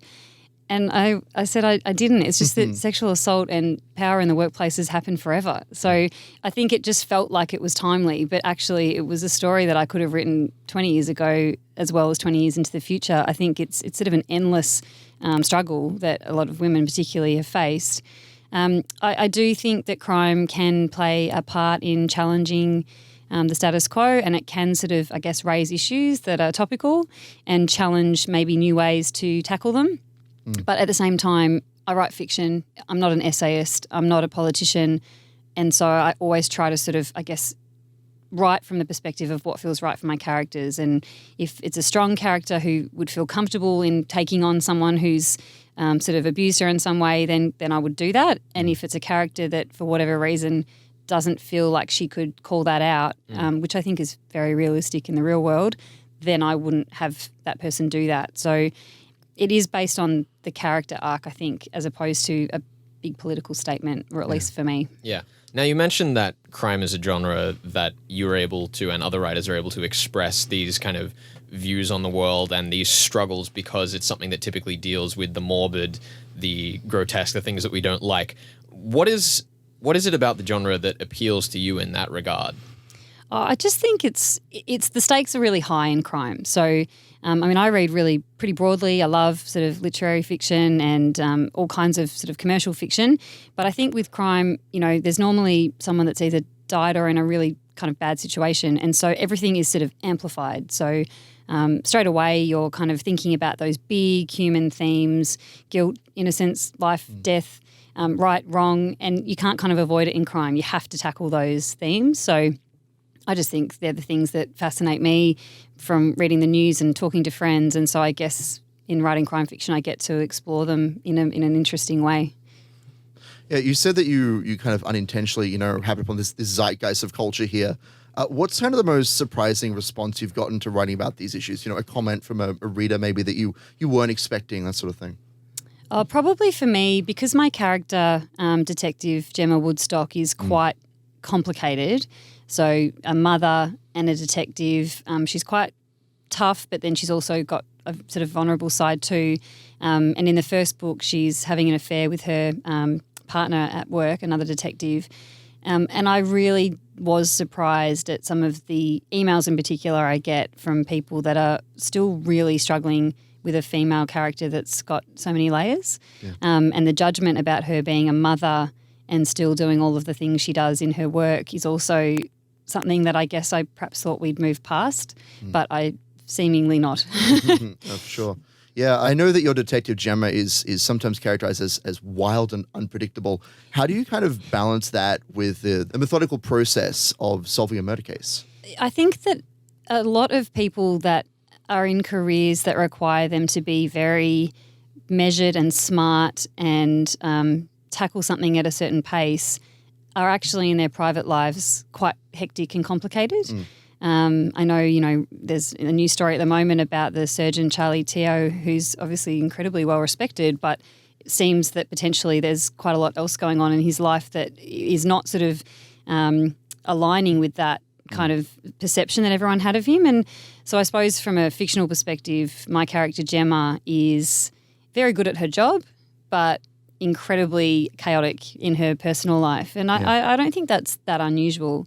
But people, I think, do find that a little bit unpalatable sometimes. Yeah. I mean, as we were speaking with Sulari Gentile last week on the show, there's this essence of heart that's so, present in murder mysteries of the modern age. And I think that by creating a character that's so complex and has these, they're not necessarily a good person, but they're still doing their best, that sort of thing. I think that really injects that heart into the story. Yeah. I mean, I think like the James Bond kind of robot, I suppose, is definitely on the out, I think, in detective fiction. And, when you think about, I love the Bond movies, don't get me wrong, but there's not a lot of depth going on really. Whereas I think these days when you've got that kind of character, whether it's a detective or a police person or a lawyer or a journalist, they are hugely involved in their cases. They're really struggling emotionally half the time with what they're doing. And you could never accuse them of being sort of one-dimensional. Yeah. They're very layered. To me, it seems that modern writers are much more comfortable with having character flaws, whereas traditionally writers would, rather than having the fantasy of the intelligent detective who wants to solve everything, they want the kind of gritty fantasy. Yeah, I think definitely. The whole notion of someone who sort of is just purely good and right versus purely bad and evil just doesn't really fly, I think, so much anymore. And the whole likability of characters is endlessly debated as whether or not it's important for someone to like a book. Do you have to like the characters? And for me, absolutely not. Some of my favourite books have despicable characters, and I think that's why they're so memorable. But I do know some readers really prefer to like the main character in particular, especially I think if it's written in the first person, because you're right there in their head. And I think some people find it a little bit too claustrophobic if they really dislike that person and their kind of train of thought. So, yeah, it's interesting. Sarah, you're the winner of some prestigious awards. I'd love to know, how was the Ned Kellys this year? Any surprise winners? I don't think surprise winners. It was a pretty amazing shortlist and long list, really. As I think it always is at the moment. We've got such incredible writers in Australia that it's actually really daunting every time you sort of think about writing a book, because you're up against just absolute sort of intelligent, legendary people who can pull out these incredible books every year. But I was really fortunate to present the First Fiction Award to Dervla McTiernan for The Ruin, which I loved when I read it last year. And so that was a really good highlight sort of, I guess, for me, and I'm sure for her too. But yeah, the whole night really did showcase some incredible talent. And I think what was really interesting was the True Crime Award that they awarded at the start of the festival. And Hedley Thomas took that home for the Teacher's Pet podcast, which I think just really shows how much that channel has kind of grown over the past couple of years. I mean, we're on a podcast right now. Yeah. Of course, yeah. But I think it's now just part of people's day-to-day lives. Podcasts are absolutely sort of as much what they're consuming as the online news, and people are often getting their news solely from podcasts. So I think, it's a really fast change in that sense. It is interesting coming from, coming from a history of, the Detective Club and the sort of the idea that when you sit around and discuss murder mystery and talk about, who wrote the best murder mystery, it's a group of friends sitting around like whining and dining and chatting with each other, and change it to this kind of this full scale awards ceremony. We've definitely come a long way in the crime fiction genre in that sense. Yeah, it's, I'm really lucky, I feel, to be part of the crime fiction world, and it sort of wasn't intentional. My books just happened to have crimes in them, so that was kind of where I landed. But I really like the community feeling that the crime fiction world has. It's really welcoming, and I feel like I get to meet, such interesting people all the time, and such diverse people, because crime now comes in a lot of different forms. There's sort of comic crime, there's the cozy mysteries, there's, I guess, the sort of horror, science fiction, as you say, and yeah, it's just it's quite a broad church, and everyone's playing with the conventions, which I think is also, it's really cool. Well, awesome. Sarah, thank you so much for joining us on the show. It's been wonderful having you on, and thank you very much for your contributions to the Bad Writers Festival. You're welcome. Absolutely fantastic. We are Flex and Herds. This is Death of the Reader, your murder mystery world tour, and we'll be back with Caves of Steel in just a second.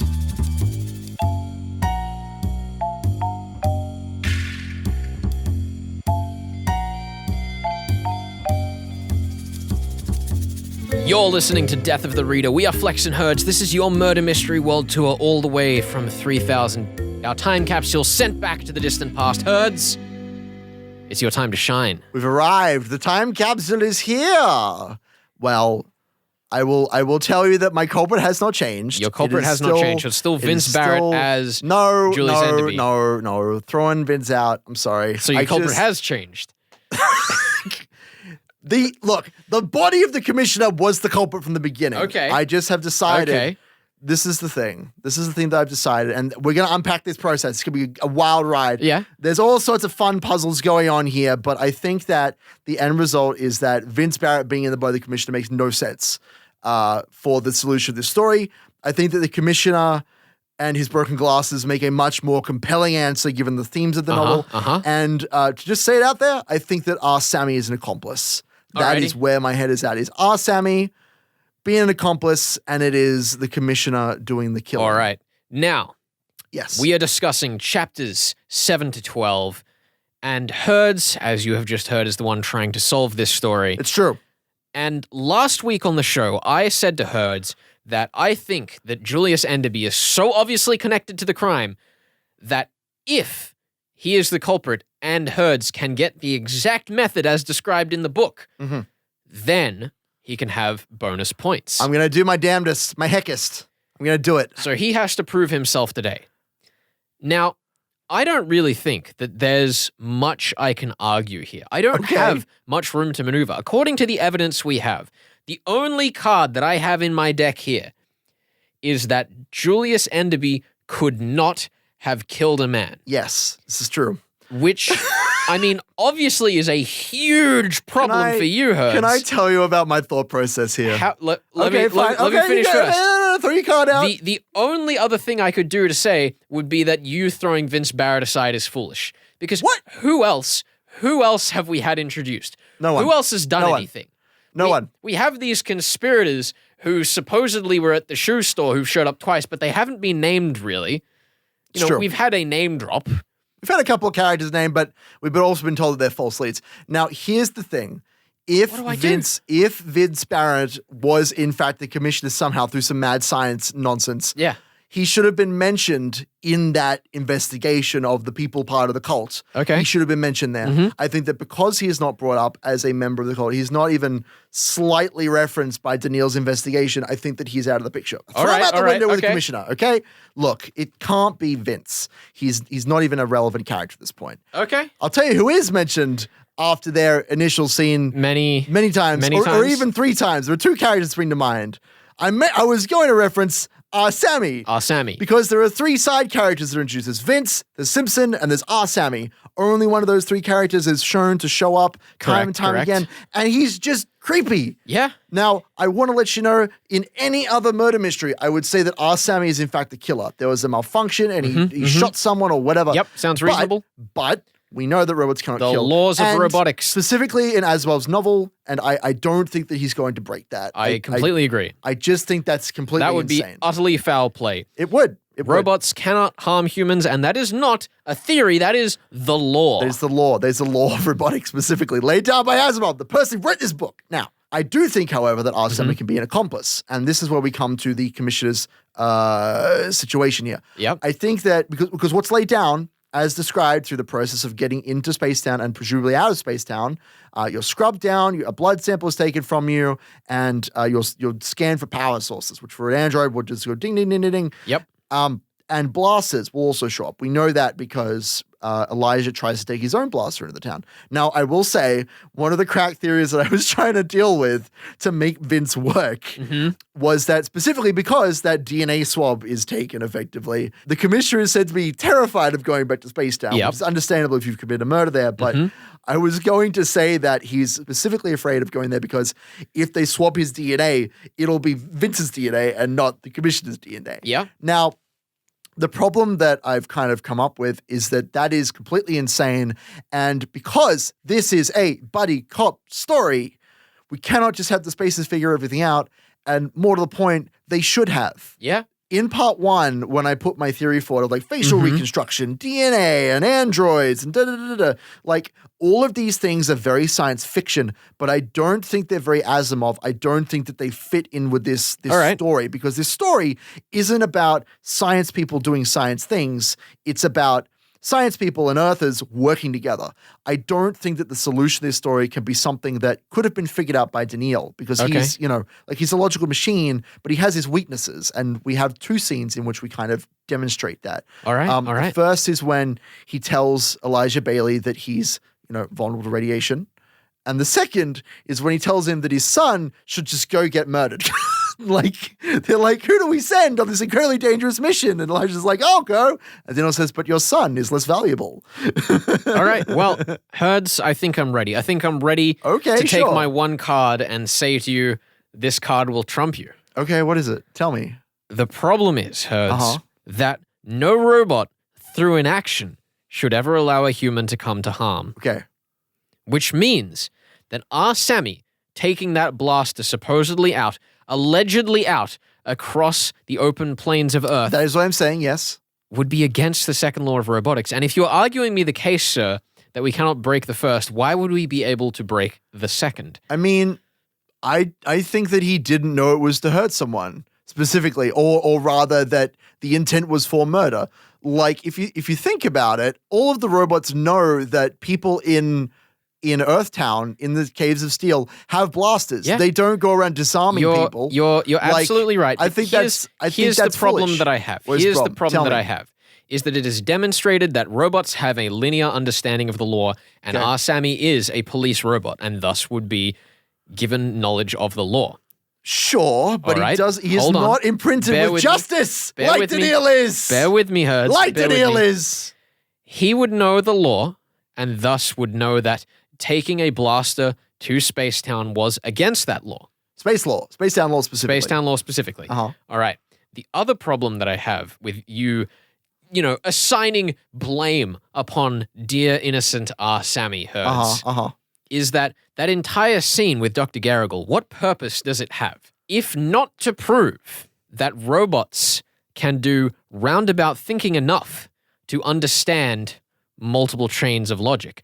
When we get to the shopping scene, the riot at the store, where our Daneel Olivaw draws a blaster and threatens civilians with his blaster, it is shown that he has enough logical thinking, and Dr. Garrigle is not surprised by this, notably not surprised by this, that he was able to work out that people would not attack him after drawing the blaster, would not cause a scene, he would not have to harm humans. I think that scene with Dr. Garrigle is trying to show you, Herds, that our Sammy would have had the same loop of logic with getting the blaster over to Spacetown, where he would know it was against the law, and he would know that through his inaction in bringing that blaster there under orders, it could lead to harm. well, to be fair, that's not inaction. That's specifically following the orders of the commissioner, which he is known to do. I think, Herds, that we have been shown that robots, even basic units like Sammy, can present this mode of logic. So here's the thing. There's a specific scene, there's a conversation that happens in chapter 1. Yes. Where Sammy is sent to go and get Elijah. Mm-hmm. And Elijah is creeped out by the fact that Sammy just stands there. Yes. And when he brings this up with the commissioner says, well, I forgot to order him to return afterwards. Absolutely. Daneel, on the other hand, does not need orders at all in order to draw a blaster and point it at civilians. Mm-hmm. He is notably more intelligent, and I think that the lack of surprise that is shown by the good doctor is because this is space attack. This is a robot with an advanced, positronic brain. And even though the laws of, not doing harm to humans or through an action allowing them to come to harm is built into all robots, they can still be modified. They can be changed. They can be, given the capacity for justice, which is something that even though Sammy is part of the police force, it does not explicitly have. Daneel is notably exceptional because he has the concept of justice. I would say that justice and the law are two very different concepts, as stated in that same scene. I suppose As so. stated in that same scene. I suppose so. The other problem that I have here, Herds, is that we are told that supposedly the spaces have footage of Julius Enderby at the crime scene. And if we had footage of Julius Enderby at the crime scene, why would we not have footage of the crime if he was the one to commit it? Seems like there's a big hole there, a big glaring blaster-shaped hole in your thinking. I'm not sure about the footage thing. I am not entirely sure how to rectify that. The other thing that I'd be interested in hearing from you, separate from your solution, Herds, is what this whole deal with the medievalist cult is. Because it seems that it plays little to no bearing on your solution here. Obviously you think that Julius Enderby is tied to them in some way as he's the medievalist himself. So this all comes down to the glasses. As I say, the solution has to involve something that a spacer would not notice, but that an earther would, and something that is brought up not just in the context of the commissioner, but also in the context of Bentley, Elijah's son, is that these humans, they wear these weird eye ornaments on their faces to help them see better. I think that spacers having no context for genetic disabilities because they literally kill any children who look like they're going to be subpar humans. They have very few of themselves, but they're all living to 600 years or 300 years. But I think that has to be tied to the solution somehow. And the exact method is obscure to me, but I think that because we know that the commissioner is a medievalist, he's probably tied to this cult. I think that the cultist objective is explicitly what the commissioner states in chapter 1, which is that the robots are going to take our jobs. All right. I think that that's what's going on here. I think that the cult is afraid of people of androids becoming not visible, because that's the whole thing with the androids is that Earthers prefer their androids to be notably inhuman so that they can distinguish them. And so a robot like Daneel is incredibly threatening to that. So I think that the medievalist cult is afraid of more of these robots being made. So what's actually happened is that the commissioner has been I don't know whether his idea is I'm going to kill everyone here or whatever's going on. I think that he went in with the intent of killing Daneel because we know that Daneel looks like the person Dr. who made Sarton, him. yes. Dr. Sarton, whose name is very important. We haven't even seen his corpse, but I think that he went in with the intent of killing Daneel. Now, normally I would say it doesn't matter. I would say that you could kill either the creator or the robot, but because we have the brain scan that says that he was incapable of doing a murder, if he views robots as subhuman, then that's not a murder in his brain. Right? I don't disagree with that. I think that that's a wonderful explanation you've come up with. I think that the problem that I have here, Herds, is that he's been assisting this program the whole way along and surely would know that they could make more of these things. Maybe he thinks that once he's destroyed the one, it would discourage the program. I'm not sure. I don't know. That seems, that's seems the part pretty silly. I don't think so. I think that if he's just a dumb medievalist earther, that's what happens in the shoe store. They're let's just rip apart these androids. It's a very base emotional impulse to destroy something that you don't want there being more of, right?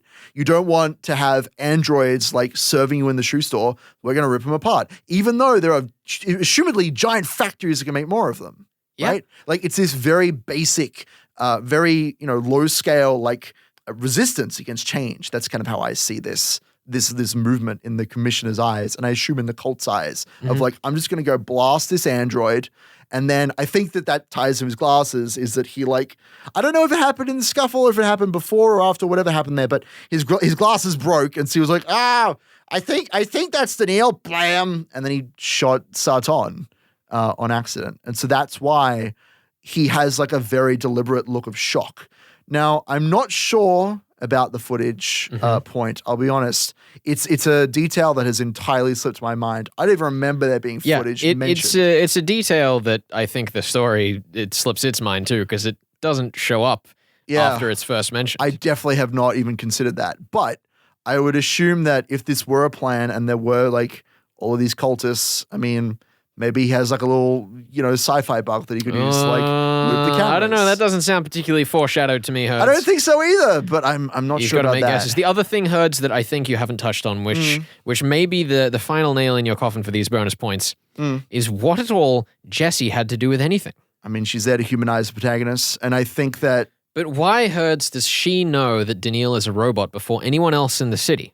I think that the cultists and the commissioner have been spreading that as like a lie throughout the city. All right. Because if I assume that his intended goal was to kill Daneel, then once Daneel's in the earthen city where he's like on his own, the obvious next step is to try and kill that damn robot.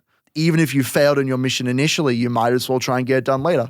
And I will say, so actually, I have completely forgotten this, but to your point of why didn't they just kill the doctor or like try and sabotage the project, we know that there's a very small detail that the commissioner begins to sob as Elijah is leaving the room. Yeah. I think that he was really good friends with the doctor. I think that he still on the whole supported his work, and I think that we'll find out the specific details of what that was in the latter part of the story. Alrighty. But I don't think he intended on killing him. I don't think he wanted to. I think the thing that interests me most about your solution today, Herds, is that this story supposedly was an accomplishment for Isaac Asimov in the sense that all of his solutions were things that were only possible with, the modern futuristic technology. But all of the things you've suggested to me, that a robot crossed an open field and that a man got someone else to smuggle in a weapon for him, are not futuristic methods. Well, but they're overcoming these problems that the spaces have put in. The reason why it's a mystery is because the spaces don't think that any of these things are possible. That's my thinking on the topic. I don't necessarily agree, because I think that it is our Daneel Olivaw that comes up with both the suggestion that it was Julius Enderby who likely did it, and that it was a robot who likely crossed the field. But there are specific points of reasoning that are made, such as the brain scan, such as the assertion that no power sources can make it through the front gate, that are being challenged. And I don't think that these things would have been challenged or will be resolved without the help of Elijah Bailey. All right. Because he is the only person in the story so far who has this perspective to say, like, the reason why the commissioner didn't show up as likely to kill someone, even though he did, is because he didn't know what he was shooting. He thought he was shooting a robot. And this like emotional, very kind of human error that has been made in this situation is something that cannot be understood through logic and mathematics. That to me is the argument that Asimov is going to make here. All right. Because that's what the entire duality, the buddy cop, we keep going back to this. This is what the duality of the book comes back to. It comes back to human versus robots. It comes back to their weaknesses versus their strengths. And we have, up until this moment, been shown that almost exclusively the robot is the superior being. It is smarter, it is faster, it is more altruistic, it's quick thinking, all these things. It can scan databases, all this nonsense. But Elijah Bailey, we don't really have a good frame of mind for like why he's valued. And I think that personal experience that he has with his son and that capacity to understand human error, it is not illogical, is going to be what pulls him through in the end. Well, Herds, I've really enjoyed hearing your solution today. I'm glad. This has been a long, fascinating discussion. That's good. I'm ready to maybe give you points. I hope so. Do you want me to recap it just so we're entirely clear? I hope you've earned them. I don't think we need to recap it. I good. think that it was Julius Enderby. He had Arsemi cross the field, and he tried to shoot a robot and shot a man instead. That is it, because he broke his stupid glasses. Yeah. Like an idiot. I think that is a brilliantly elegant solution. I think that you have adequately used the foreshadowing. The question is, Herds, yes, is this enough for you to get your bonus points? I don't know. That I hope remains to be so. seen. I hope so. That remains to be seen. Up on the podcast after part 3 of The Caves of Steel will be our extended cut, which we put out once for every book, where you can hear Herd's full reasoning on this subject, right down to the nitty-gritty detail, That's the one. and me grilling him on all of that in perhaps too much detail. I'm excited. But you know what, Herds? It's been a pleasure. I've really enjoyed seeing you try to solve The Caves of Steel.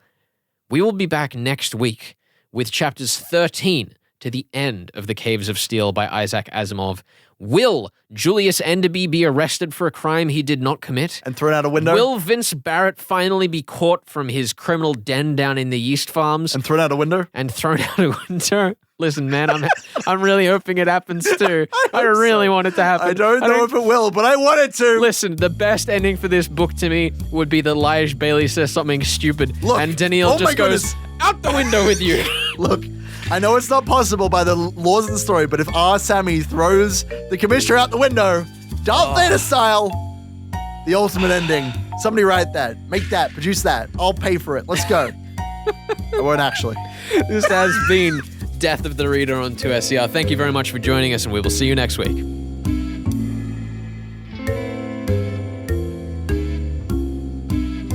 And that was part 2 of The Caves of Steel by Isaac Asimov. Herds, Dr. Matt Agnew is still not in the studio. Oh, come on. When is that beautiful body going to walk through those doors and sweep me off my feet, Flex? I can't wait. I'm really looking forward to it. That's all right. I still don't know if it's going to happen. That's right. At least I have you. In any case, we're talking. That was chapters 7 to 12 of the damn novel that we're covering this week, Caves of Steel. And no, it was a wild ride. I've laid out my theories that what I think is actually going with, like, walked weird, away from your points as usual. I know. Look, I gotta go with my heart. That's what's gonna be. Once I realized this story is a buddy cop story, and therefore it has to make sense in that context. See. It's all about them glasses. It's not just I was in a fight. It's like the core of this entire mystery. Makes sense to me, Herds. Yeah, dude. We will see how wrong you are coming up after this part of the show. Look, I'm feeling nervous, but we're ready. We're ready to rock and roll. We also had Peter Xing on from Transhumanism Australia, a fascinating public speaker who tends to talk about all of these strange ways in which these futuristic technologies are affecting our lives and how they will come to affect our lives. Yeah. Also, sorts of obstacles are in the way for that sort of change. Oh, we're getting to the dystopian sci-fi future. We're getting there, slowly but surely. Where would you get your first cybernetic implant, Herds? All right, I'm it's gonna say inappropriate My when- eyes. no. No, I was going to say my eyes. So I can see without these silly glasses as much as I love them. Wow. But then I can wear glasses like cosmetically instead of having to wear them every single day of my life. You know, that's a very reasonable suggestion. Also, if they shut down, I don't just immediately die. So, just in case something goes wrong. Look, it's a smart choice. I completely agree. Get you some RoboEyes. Well, Hertz, maybe that's what you can have, but at least for the meantime, we have Isaac Asimov to tide us over. We are talking chapters 13 to the end of The Caves of Steel this time around. Can Herd solve it? I hope so. Or did Jesse do it all along? I hope not. I'll be real sad. Jesse. We are Flex and Herds. This is the extended cut on Death of the Reader.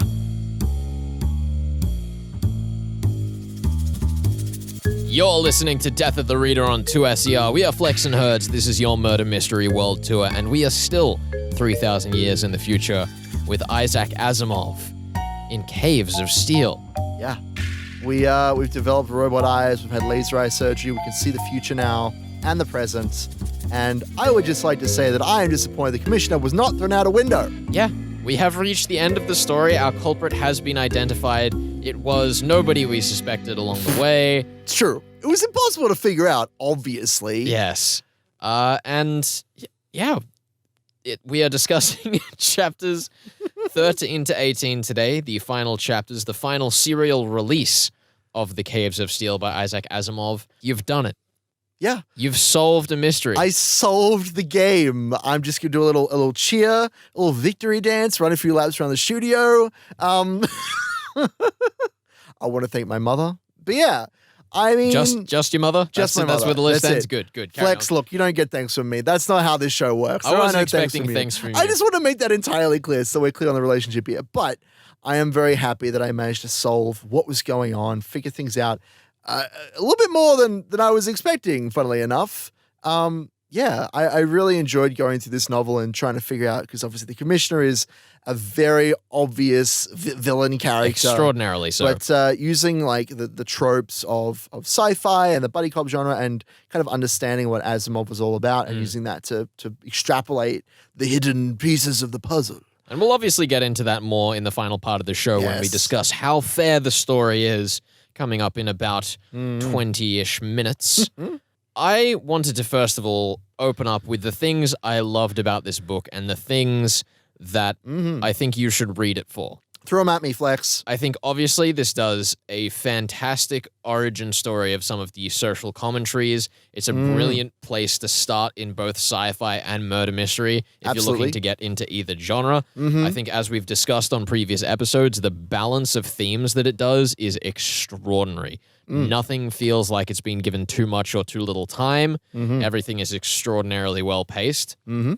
So, yeah, I thought that was excellent, consistent the whole way through the book. Perhaps one of the most consistent in quality books we've covered the whole way through the show. Yeah, I don't think there's a single bad chapter in here. And even in terms of character development, I feel like even the characters we only saw for one or two scenes, we got a really like deep window into their various despairs and their trials.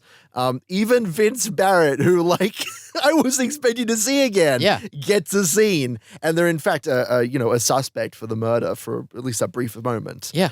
We get to see the despair in his young eyes as he's sent back to live on the yeast farms, and he says, "Can I stay in the office for just one more minute? It won't be as depressing." That poor kid. Yeah. I felt for him. And it's really great too, because it's the kind of thing where a lot of other writers would have brought Vince Barrett into that scene and not have him be mentioned in the first chapter. Yes. But I think the fact that he was even just mentioned in a single sentence in the first chapter makes it feel so much more like a payoff than a tone-setting moment. Yeah. It also, not to tangent too hard on this show, but it also sets up quite well the scene when we actually go to a yeast farm and we get an idea of what the cultists, who presumably there are many cultists working in these wheat farms, what their daily life is like and the sorts of things that they're struggling against, this like ritualized society. I love it. Sci-fi, you beautiful mistress. Yeah. And The Caves of Steel, when it came out, quickly became Asimov's best-selling book and was then topped by its sequel, The Naked Sun, and its following sequel, Robots in Dawn. So I think that if you're looking to get into either genre, this series is an amazing place to start. The only reason I don't recommend the fourth book is because then you'd have to also go through the Foundation series, which is also excellent, mind you, but that's a lot of reading. It's a lot of reading regardless, isn't it? Yeah. Well, I mean, it's a lot of reading that you could otherwise be joining along with us This here is on true. Death of the Reader. Which you should, of course, do. Which you should, of course, do. At 9 p.m. Sundays. That's right. And on the podcast, iTunes, Spotify, YouTube. iHeartRadio, Wishgo, all of the fun All stuff. of the things. And of course, stick around because we will be announcing our next books at the end of this show. I'm excited for that. Do you see I dropped a did. hint in there? I did. I heard that. Let's do it. I think the one thing that this book did let me down with, though, was the ending.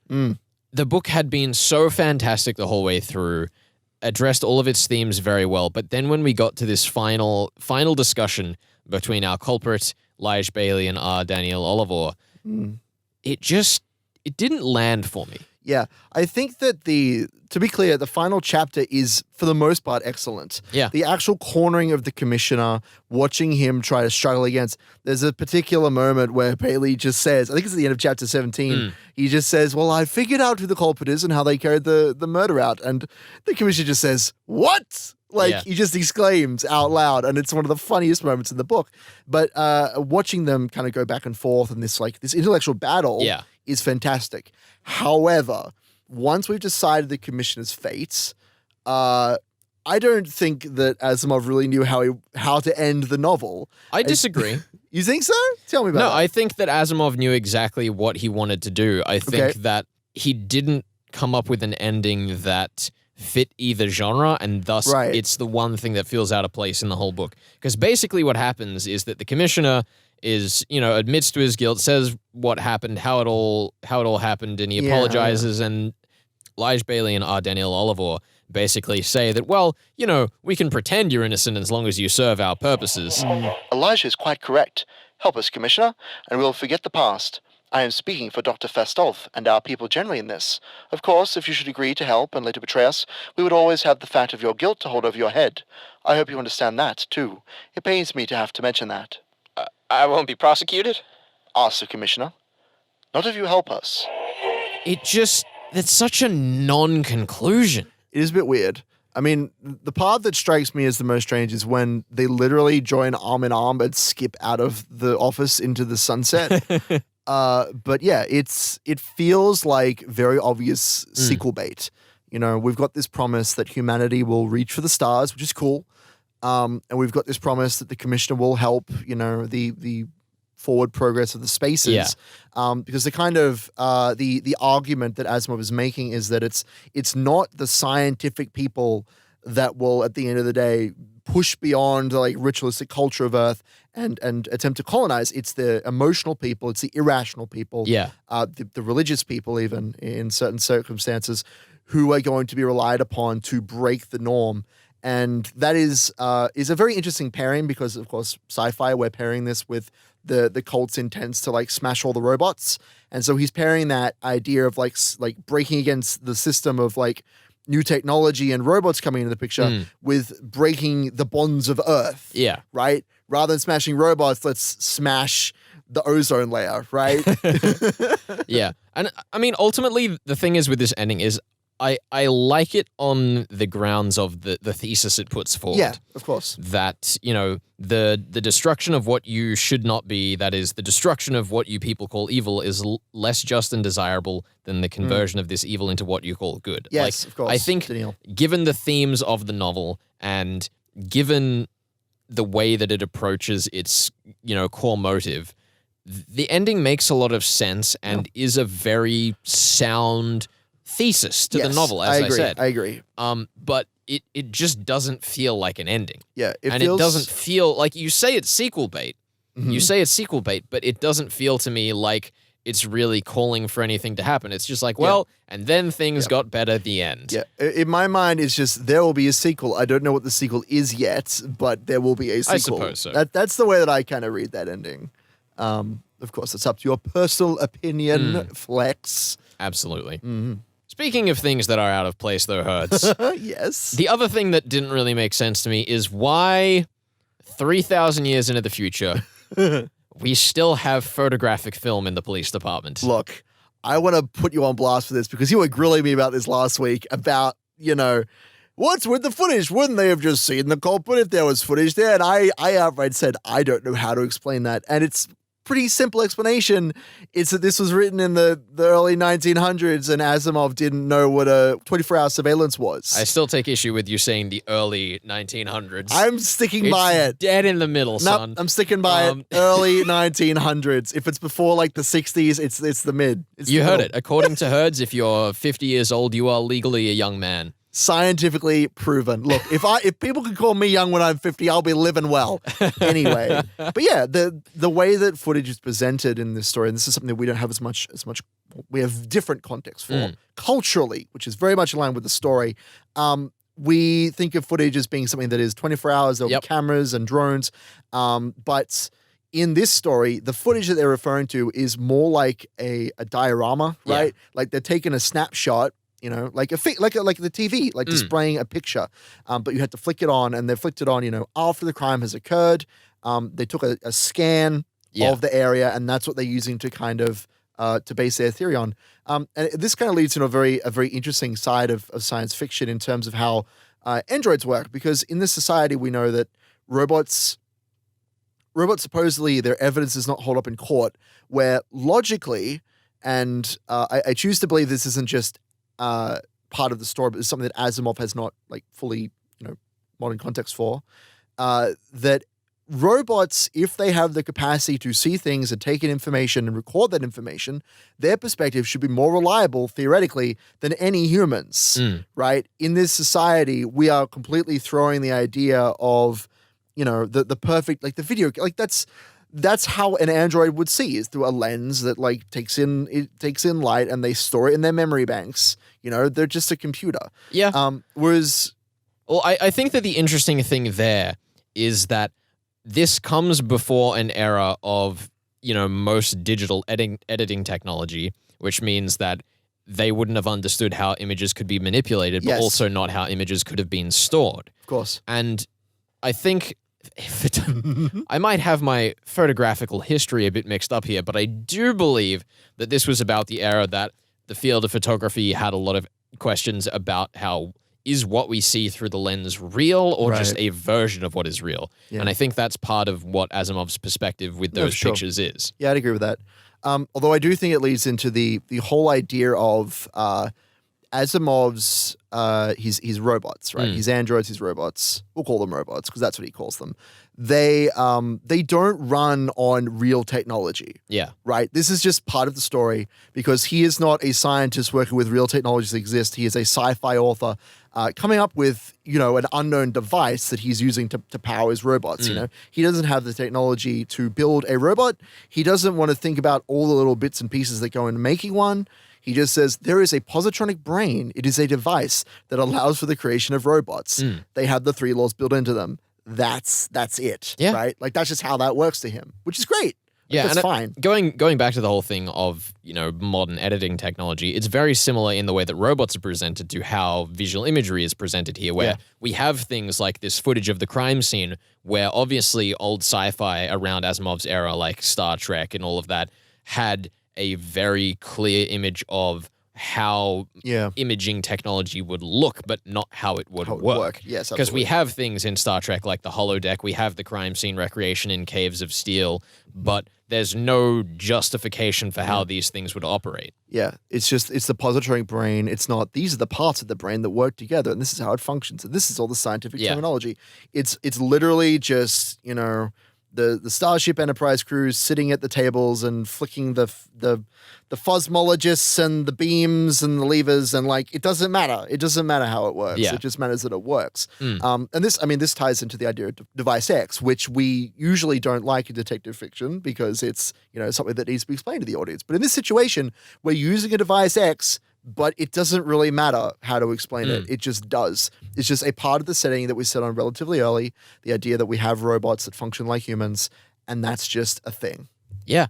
And I think one of the other really fun things about that is we've spoken about on previous episodes discussing this book that Asimov was proud of the fact that his solution required sci-fi technology to work, but would not, you know, mislead or cheat the audience. And one of those things is that the photographic film in the police evidence locker is destroyed by radiation, which shows this beautiful, beautiful contrast between the modern technology of this portable radiation device that the commissioner has, which then ends up being one of the pieces that puts him away, compared to the out-of-date 3,000-plus-year-old photographic film, which, like, you can obviously see how, like, sci-fi as a genre functions, where it's this blend of trying to come up with new ideas and get old ones to work, and how you see the future versus how it actually ends up. Yeah. It's definitely very, it's a complicated balance, right? Sci-fi, Yeah. I can imagine. Yeah, and as we've said, balance is one of the things that this novel does well. I think so, yeah. I think that it does enough to ground you in the world and really understand the plight of the Earth people with their 8 billion population that is not sustainable anymore. Not sustainable whatsoever. But yeah, like understanding why characters like Vince Barrett and the commissioner are driven to despair and to commit murder and to plead to be let back into their cold cave office. And we juxtapose that with the Spacers who have brains of positronic nature and robots, and it's insane. Yeah. It's insane, and I love it so much. And I mean, to go back to the thesis we were talking about earlier, that's one of the things that this novel does well in its thesis, in that saying that humanity and the Spacers haven't done things right. Yes. It's somewhere in the middle that it works.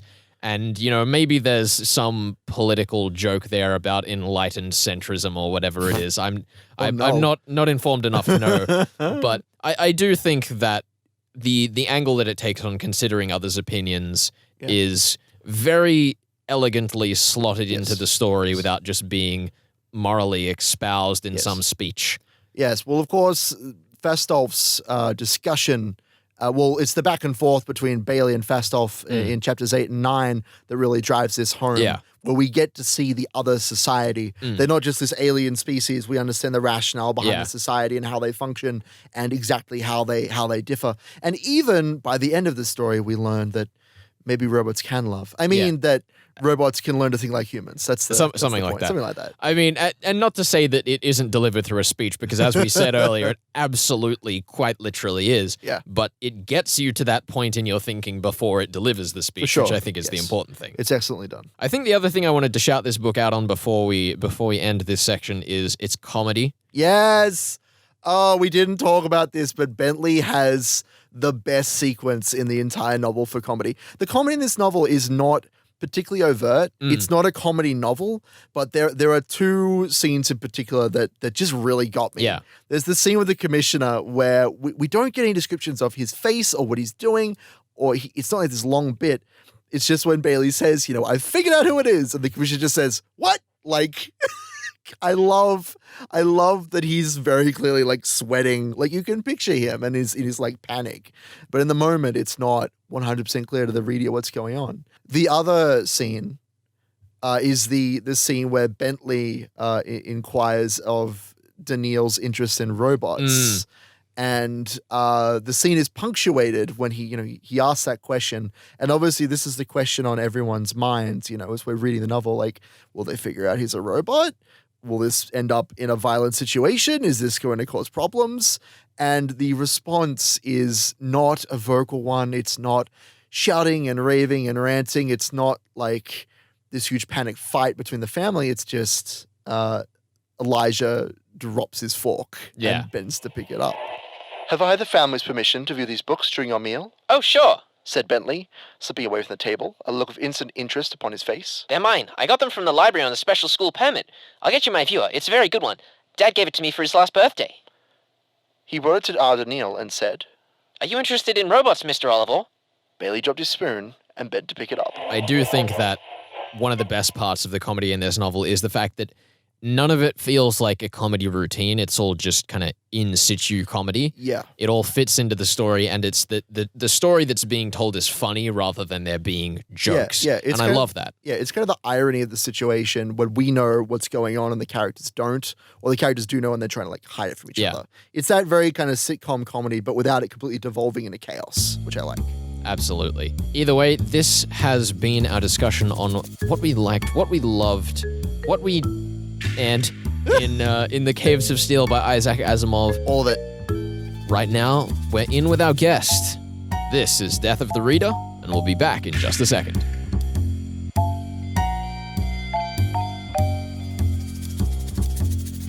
This is Flex and Herds, bringing you Death of the Reader, your murder mystery world tour. Today we have with us Mr. Peter Xing, co-founder of Transhumanism Australia, graciously agreeing to join us to speak of why you should be terrified of scary emerging technologies. Peter, welcome to the show. Thank you for having me. It's a pleasure to have you. So, Peter, Caves of Steel by Isaac Asimov, classic science fiction novel, features the usual array of wild technologies for the time, like substitute meats, holographic entertainment, robots designed to integrate into our society. How closely has our modern technology followed predictions of classic science fiction authors like Asimov, Wells, and more? I tell you what, we're living the most exciting time because technology is moving faster and faster, and people just, to be honest, can't keep up with it anymore. You can see there's nightmarish Terminator-style movies and people referring back to them whenever they talk about artificial intelligence. You know, that scene where the metal boot crushes the human skull. Yeah. And you see that every time it brings around. And it's actually starting to look more and more real because Elon Musk out there talking about the future of AI overtaking what it is to be human. That's scaring the crap out of everyone. Yeah. In terms of holograms, it's emerging technologies that we're seeing more and more. I think 2020 will be the year where this augmented reality and the holographic imaging will become just part of everyday life. So looking forward to seeing what happens next year as well. Yeah, some exciting changes. The world's first journalist AI named Suthichai AI was recently unveiled in Thailand. Will we be seeing artificial intelligence that had the capacity to solve murder mysteries and other narrative-based puzzles as well soon? Well, I think the police force all around the world are already starting to use some basic artificial intelligence just to be able to identify, what the potential criminals are. Everything around data is about having a single view of every single person. And in China, that's probably closer to truth because everyone gets a social credit score over there. We're going to see eventually the AI algorithm giving probabilities of which individuals or citizens of each state will be more likely to commit a crime than not. And when it comes to one particular crime in a particular neighborhood, they can just narrow that down based on the activities of every one of their citizens. So just like a detective, the AIs will start replacing what the detective work used to do pretty manually in the past. It sounds like we're getting close to a Psychopath-esque future. Yeah, exactly. The more and more we're seeing it, what was that movie? Essentially, you see Tom Cruise, right, talking about that future where there is pre-crime, looking at the future of that before being able to predict what that crime will happen before it actually happens and stopping it in real time. That's essentially what all these predictions are starting to lead to. So when we talk about robots enforcing laws and starting to fill those roles in society, we love rules on this show, be it, structures of fiction, fair play, Asimov's laws of robotics, which prevent AI from injuring humans or allowing them to come to harm. How practical do you think structures like Asimov's laws would be in the field of modern robotics once we start to introduce them into roles that we haven't seen them before? I think Asimov created those rules just so that they can be broken in his novels, right? I think it's definitely a way to think that, the illusion of control that we have around some of these technologies is what will be our downfall in the future. And already we're seeing discussions around this future of AI and ethics that's quite popular now. That's sort of starting to become hyped up almost as a consulting service because people are saying, well, how do we know what these algorithms are doing? What's the explainability of how they got to their decisions or the predictions?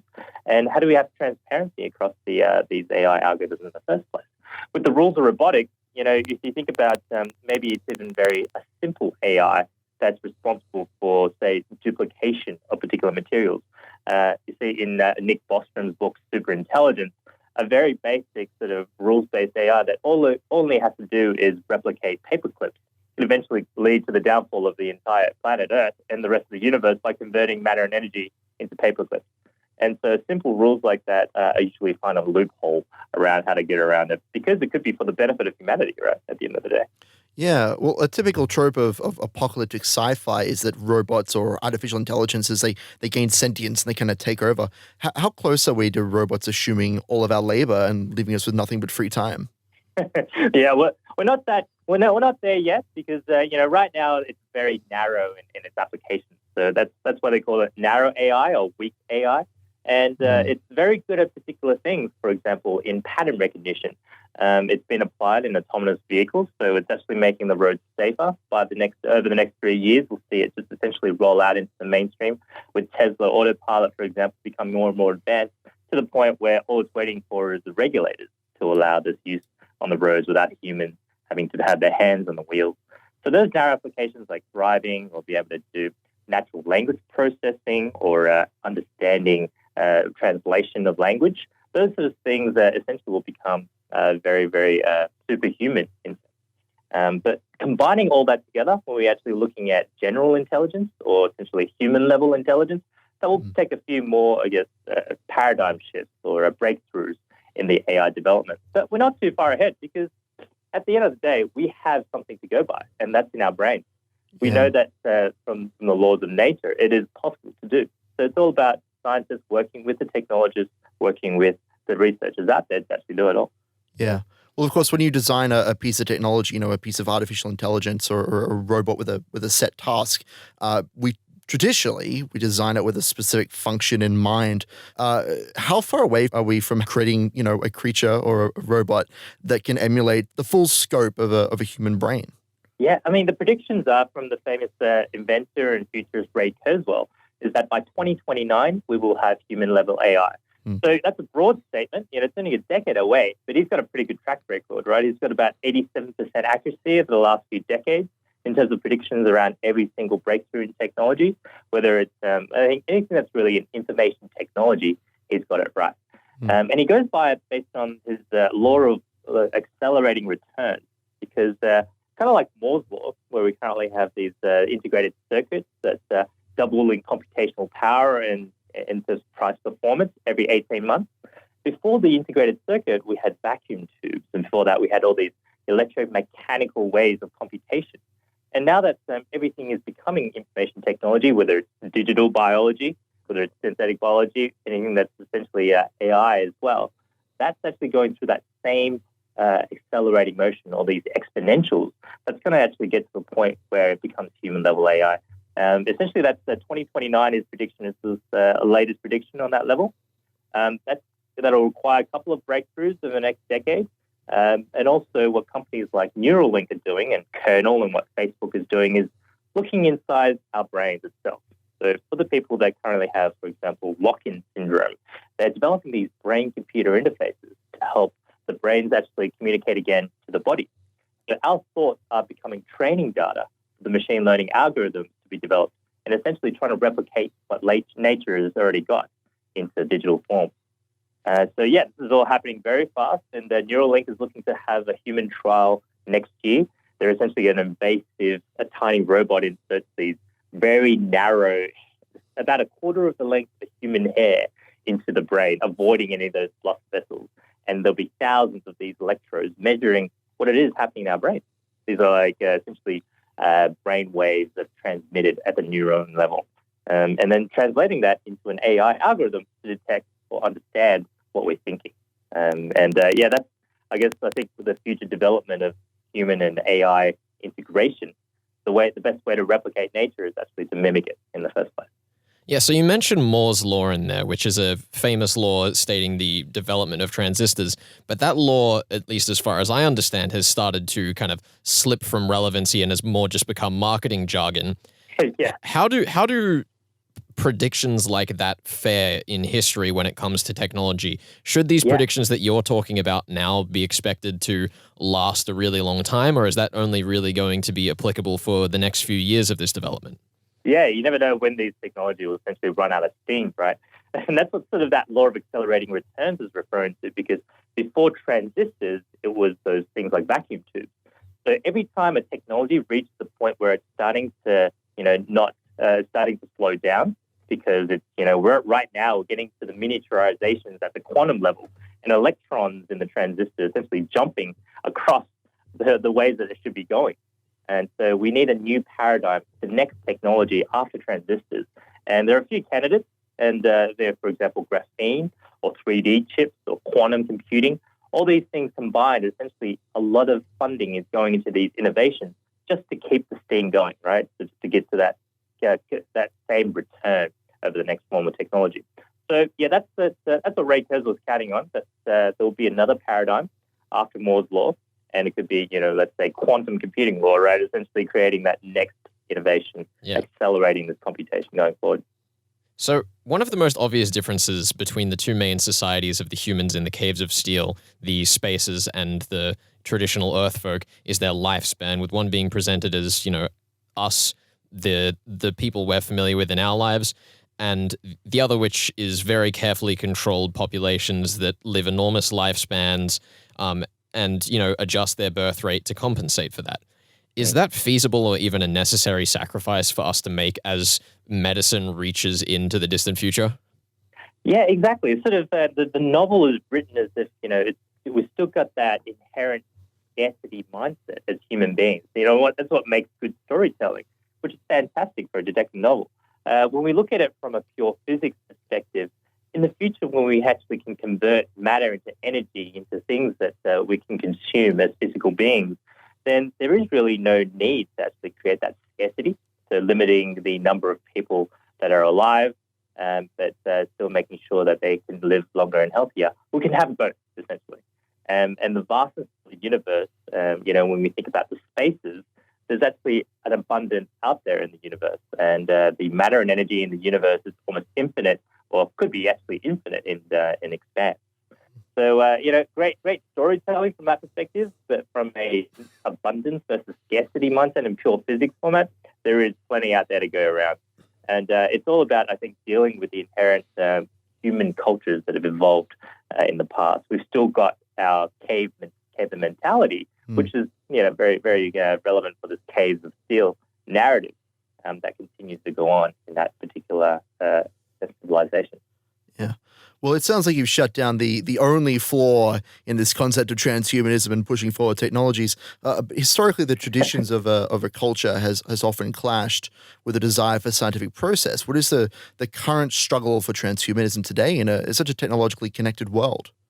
Yeah, it is. The challenge for us is getting the mindset that this is all within reach, because there's the traditional narrative that, in terms of longevity, that you're born, you grow up, you might get married or find a life partner, you might have some kids, and they might have some kids, and you grow older, and then you expect to just grow old and pass away. And that's the sort of the hero's journey throughout life. It's told in movies and stories to everyone, and it's been that way since most of human history. But life extension is getting longer and longer as civilization is actually getting more advanced. And also, science and technology is now able to start looking at the biological process itself and looking at aging and finding a potential cure to the process of aging itself. So the challenge for us is to convince that, well, this is something that we should be putting more funding towards and research towards to look for a cure to the aging process. Because at the end of the day, over 120,000 Australians are dying every single year. And all around the world, that's about 100,000 people every day. And because 2/3 of the world's deaths are caused by the aging process. You die of old age. And, challenging that sort of narrative that you have to die because you get old, that is something that we need to overcome. And the more people that spread the word through either science fiction or these communities out there that are essentially on the transhumanism movement, that's our sort of primary cause for accelerating that. Yeah, I know that you were back as early as 2016 attempting to classify aging as a disease. That's right. Has that been successful? Tell us about that. Yeah, I mean, it sounds terrible when I talk to an elderly audience. It's like, are you calling me a diseased person? But that's just sort of how we need to spin it, because without treating it as a disease, the government or the pharmaceutical benefit scheme would not be able to prescribe drugs that essentially treating a treatable disease, right? They wouldn't be able to incentivize the development of drug research and subsidize those for people that essentially have a sickness or a disease in the first place. So, without having it labeled as a disease, or whether it's in the US, the FDA as well, that's our primary sort of motive. And we've had some success in the sense that we are now working with X Prize from Singularity as well, essentially trying to create an incentive prize for longevity. And the $1 million X Prize will go to the first organization that can convince a government, an official government of a developed country, to treat the aging process as a disease in their policy. So we can do that in Australia, that'd be fantastic. We also have the Science Party in Australia that has a health policy around trying to treat the aging process as a disease, so that we can actually get funding to find a potential cure. Those are sort of quick little wins that we're having in Australia and around the world. And slowly people are actually starting to accept that this is actually something that we can come together with and challenge the narrative that is the inevitability of death itself. Now, of course, we should address the most significant question posing against transhumanism of this era. Peter, do you have a favorite science fiction novel? For me, I've always thought about the science fictions that are based off fiction itself. So for me, it's Yuval Noah Harari. Even though he's not a science fiction writer, he looks at human history, in *Sapiens*, and then he wrote 21 Lessons for the 21st Century. What are the sort of challenges that are facing us now? And then he wrote a futuristic non-fiction, which is *Homo Deus*, which is where we are going as the human race. So I think in that sense, it makes not only just the imagination, expand, but also makes it concrete. I'd say Yuval Noah Harari's work is almost like science fiction, but right on the money for me. Other than that, also Altered Carbon, the original in the novel format. That's probably one of my favorites as well.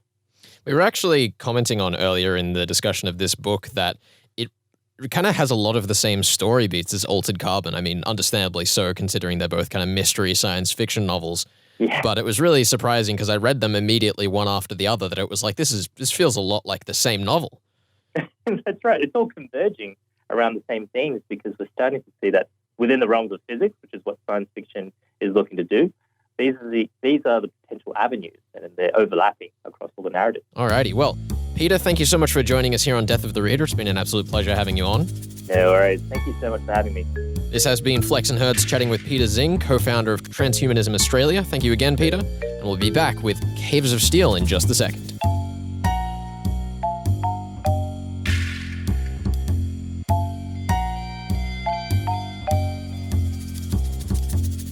You're listening to Death of the Reader on 2SER. We are Flex and Herds. This is your Murder Mystery World Tour, and it's time to bid farewell to the Caves of Steel by Isaac Asimov. I have been the veteran, Herds has been the blind man, but it seems that in the end we weren't so blind together. Is that a joke relating to the commissioner's glasses? Yes. Is that where that's come from? Absolutely. Is that what that is? So, Herds, Flex, come on. You've done it. You've I have. solved a story. You I've get done a it. point. Well done. I'm not even surprised. I knew I had it in me. I would like to thank my father this time. Okay, I think good. that he's been really helpful in my solving of this case. Shout out to the June series and sci-fi tropes. Yes. Yeah, I mean, wow. I found this to be a really fun little challenge. I'm also excited to have actually solved it this time. Yeah. That's always nice. I thought that your solution as you were sending it to me along the way, because that's how we do this to make sure that we are, keeping pace with the stories as we kind of send each other notes on our thoughts as we go through. Your thoughts were so similar, but so differently justified to the way that I approached this story. Like, I know one of the things that you said is that how you solved this novel had a lot to do with the buddy cop thing, if you want to kind of go on about that. Sure, no. I mean, I found this to be, a pretty fair mystery in terms of solving it because I have the context of this being a sci-fi novel and immediately ping on the idea that it was a buddy cop. The whole point of a buddy cop is that C/FE, it's about how these two characters from different societies are working together to do a thing and they learn something about each other on the way and they begrudging respect. So I knew from the beginning that we had to arrive at a conclusion that would use the talents of both sides of the story, of the spaces, and their culture, the robots, and also Bailey. So it was only when Bentley mentioned his his contact lenses and we'd had this idea of the glass being brought up again and again and again that I realized, that's the thing the spaces don't have cultural context for because that's what a buddy cop comes down to, but Bailey does. So that's how I kind of justified it in my head. And that by the end of the story, we had to have a moment where Bailey would come out on top because he's the protagonist and he came forward with a theory that actually worked. And up until that point, all the theories that he's making are based on that cultural context. They're based on the idea of maybe they killed the robot and this is the real person in front of me because I don't like robots, and the duplicitous of Spacetown, which ends up being a real thing. The Spacetown people are just using them for this big experiment. It had to be that the solution at the end of the story had something to do with Bailey's conceptions of Spacetown and something that only he could bring to the table. Yeah. Which was so far removed from Yes. what I was approaching it. Because what happened is at the end of the second chapter, I went, all right, cool. So there's one character in the story that it could be, and they keep talking about his glasses. Yeah. That's it. That was me done. Here's the thing. When I was reading about his glasses, I thought, I see. Asimov is just hammering home the idea that they've been, damaged in a struggle. But of course, as we pointed out earlier in this episode, how does that make any sense? Who was struggling with him for this puzzle to make sense? Yeah. The only person was the murder victim. But if they couldn't kill them, how does that work? But yeah, that particular solution doesn't actually make sense after the information that we provide in chapter 2. I will also say that we are not actually given the information that Daneel looks like his creator until the second section of the book. So I was not operating with that information. Apparently it was in a blurb of the book. I didn't read that. Come on now. That's just unfair. I mean, I don't think that you needed to get this solution pretty early on. Rubbish. I think that if you came in and approached it with our favorite rule sets of murder mystery fiction, Ronald Knox and SS Van Dyne links on the podcast as always, you could have solved it in seconds just by looking at, the setup. And I think that's one of the main things that kind of tips the scales for me in terms of calling this novel fair, in that it's too fair, but it's too fair because of the way I approach it. Sure. And I don't know whether that is a problem with me or a problem with the novel. Look, Flex, I get it. This is my time to shine on the show, and you're just telling me how good you are at solving murder mysteries. I get that, but I don't actually agree. I think that the way that you solve the story is more interesting and is a more fun way to approach it. Thank you, Flex. I appreciate you saying that. Now, don't you underhand me with the next statement, because I know you're about to. No, the point more being that, right, in the conventional mystery sense, this novel is extraordinarily straightforward, but it also doesn't present itself in the conventional murder mystery sense. Yeah. So when you're approaching a mystery fiction novel like this, do you bring all of yourself to the table, or do you kind of go along for the ride with the book? That's the question that this book leaves me with. Yeah. No, I definitely agree. I am leaning more towards the latter, despite, trying to solve the mystery, obviously, actively.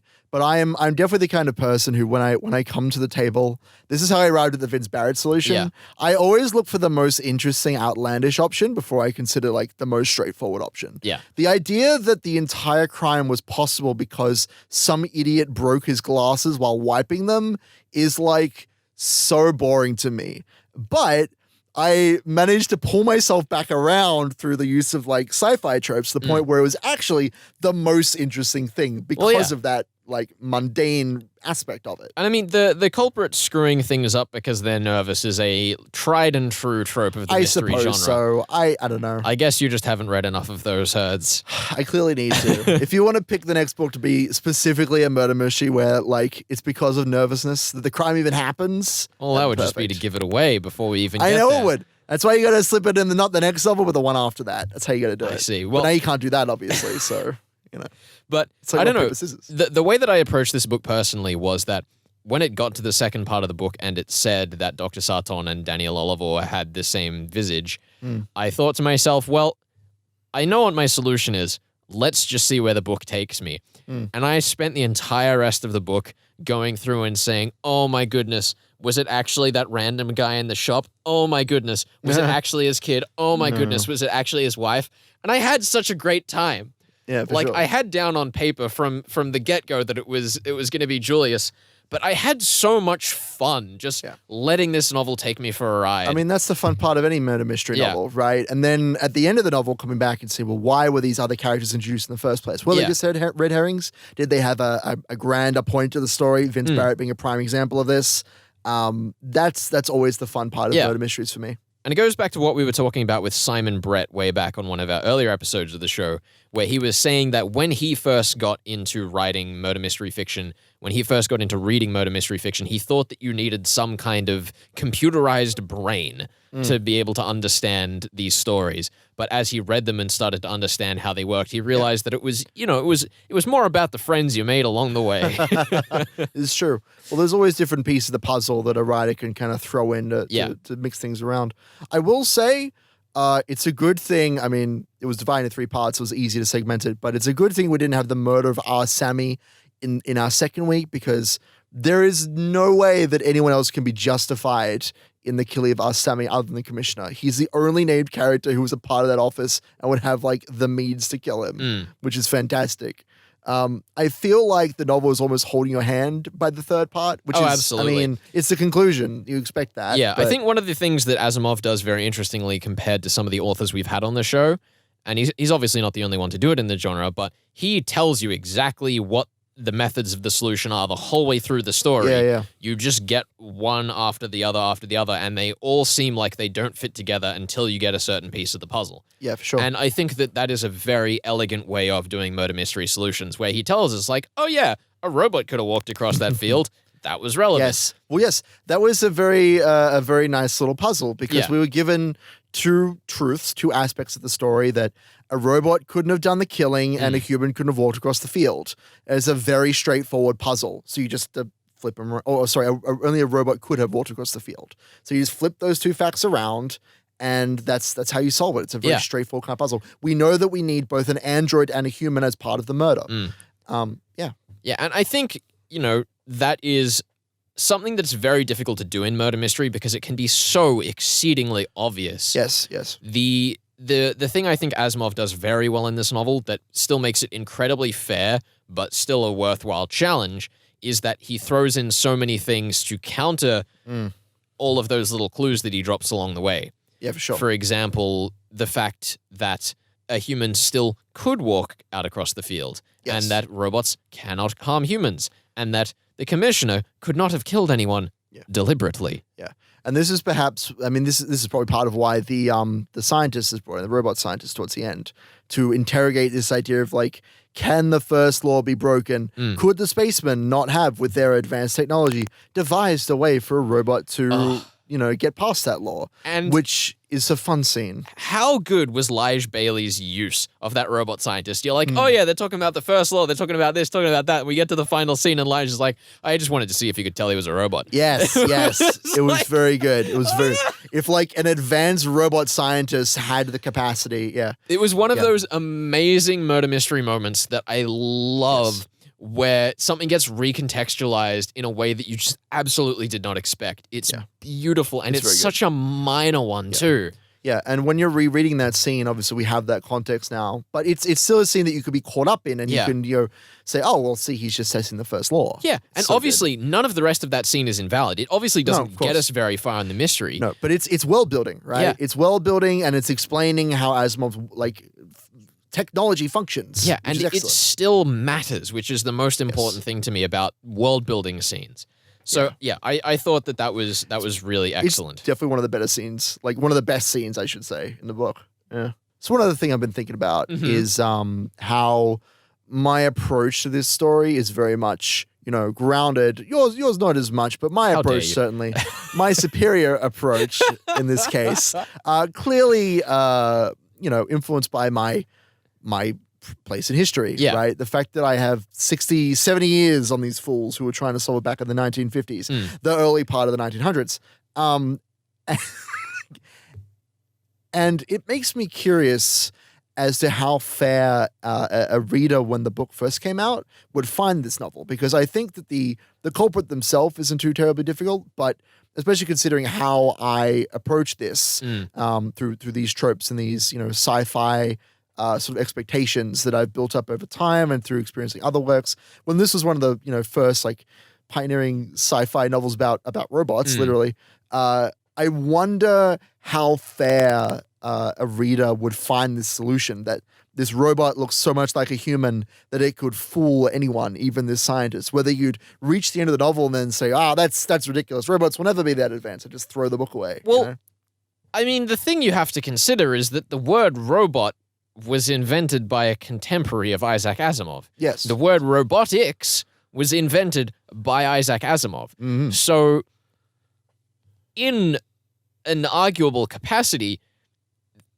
he was an authority on robots. This is true. So questioning, how robots would be in the future was really not something one could do against this is true. The people who invented them. Well, this is the interesting kind of thing that this is the interesting thing that I'm thinking about, is that would you, I suppose it comes down to an issue of trust in this case, which it often does with murder mystery novels, as to whether we can trust, what the author is saying, because you could very easily just say, well, I don't even know what a robot is. I've never heard of a robot. Yeah. Why does Isaac Asimov just get to say whatever robots can do? And that sounds kind of dumb. What is the positronic brain anyway? Somebody explain it to me. Well, I think that's one of the excellent things about this novel, and we spoke about it on a previous episode where we were saying that Asimov's style of descriptive language is almost non-existent. Yeah. It leaves you a lot of room to fill in the blanks. For sure. And on the one hand, it can make the book feel a bit flat in terms of its visual imagery, but at the same time, it means you have a lot of room to put yourself onto the story.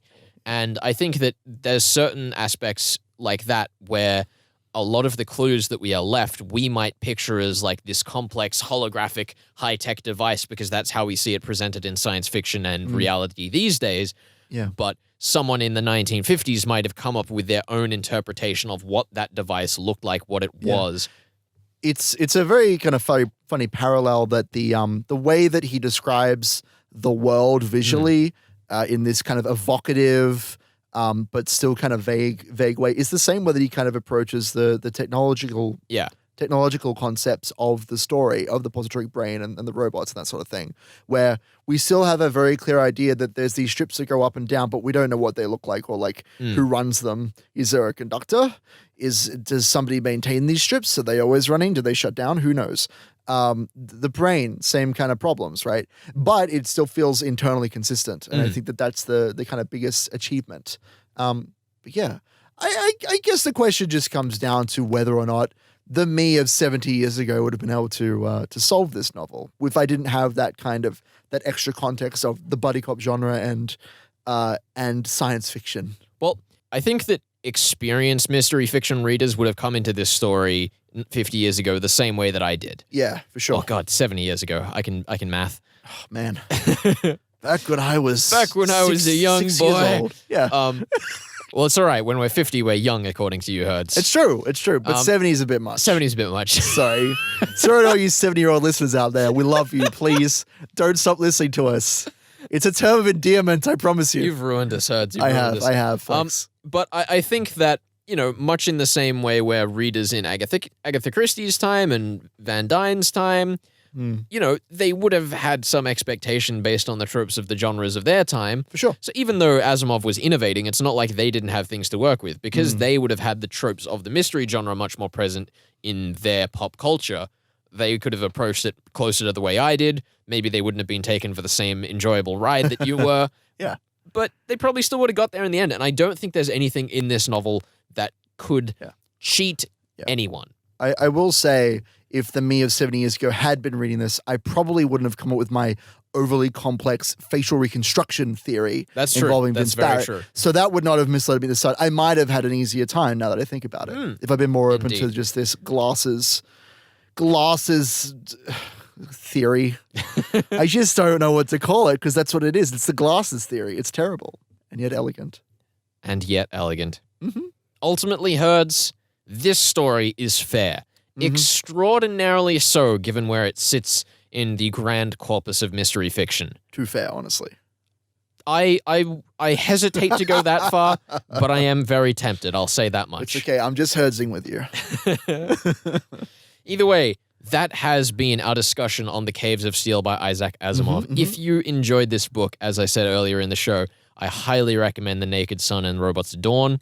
Yeah. They are phenomenal novels as well. But now, Herds, it's time for us to go on to our next book. Whoa. Before we go on the next book. What? I was promised points. You got your point. Plural points. I think it was 3 points. What are you talking I was about? supposed to get for uncovering not just the criminal themselves, but also the exact method by which they committed the crime, and also, I would say, how they were caught, sir. Well, we can't forget the deal that was struck. I will not renege on my deal, despite trying to avoid it. You can have your extra points, sir. Yes. We are now drawn on 3 points each. Oh, what a twist. I love this. This is the best show. I shouldn't have put this gamble on the table. You shouldn't have. Don't gamble, children. This is what happens. Your friends catch up to your point score, and then suddenly you seem more mediocre, a sleuth. Which you are. How dare Obviously. you? We are equally matched, sir, but you will see that I will reign triumphant at the end, yes. Well, Herds, we are coming up against supporter drive here on 2SER. We are. Which means that we are going to have to take 2 weeks on our next story. So what have you picked for us? Yes. So in order to accommodate this, for the next 2 weeks, we'll be moving to Czechoslovakia. So that's going to be fun. I see. We're taking a half Russian individual. Yes. And we're just taking a short road trip down to Czechoslovakia. Just a very short road trip down to Czechoslovakia.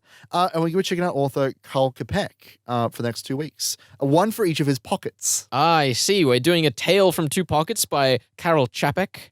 Čapek? Honestly, I don't know. I put it into Google Translate, hit the speak button, and that's what it gave back out. We're going with Kopek.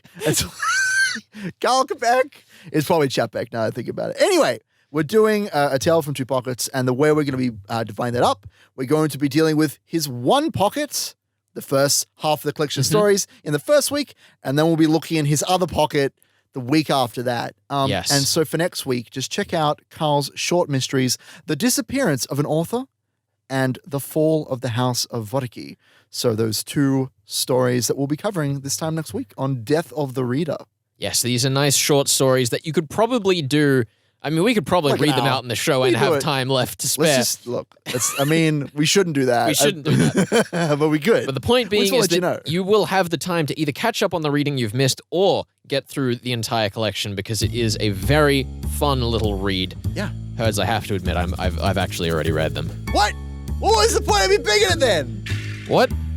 What was the point of this show? Well, no, I read them after you told me that those were next on the show. Oh, good. Like, in the time that it took you to describe them, I finished them. Oh, excellent.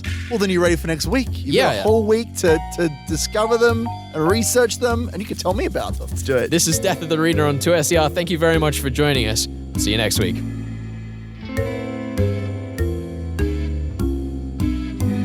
Hertz, you did it! I did it! You finally caught up to Sean Britton I have and defeated... overtaken him. I have defeated my nemesis, Sean Britton. Oh. He will never hold the shadow of doubt above me again. And I don't know about that, Hertz. What do you mean? Why? What do you mean? Are we gonna have it on again? Of course, we We're gonna have have to. that monster on, that powerhouse. It's of a the obvious murder next mystery. step. Now that you've taken the lead, we need to give him a chance to catch up.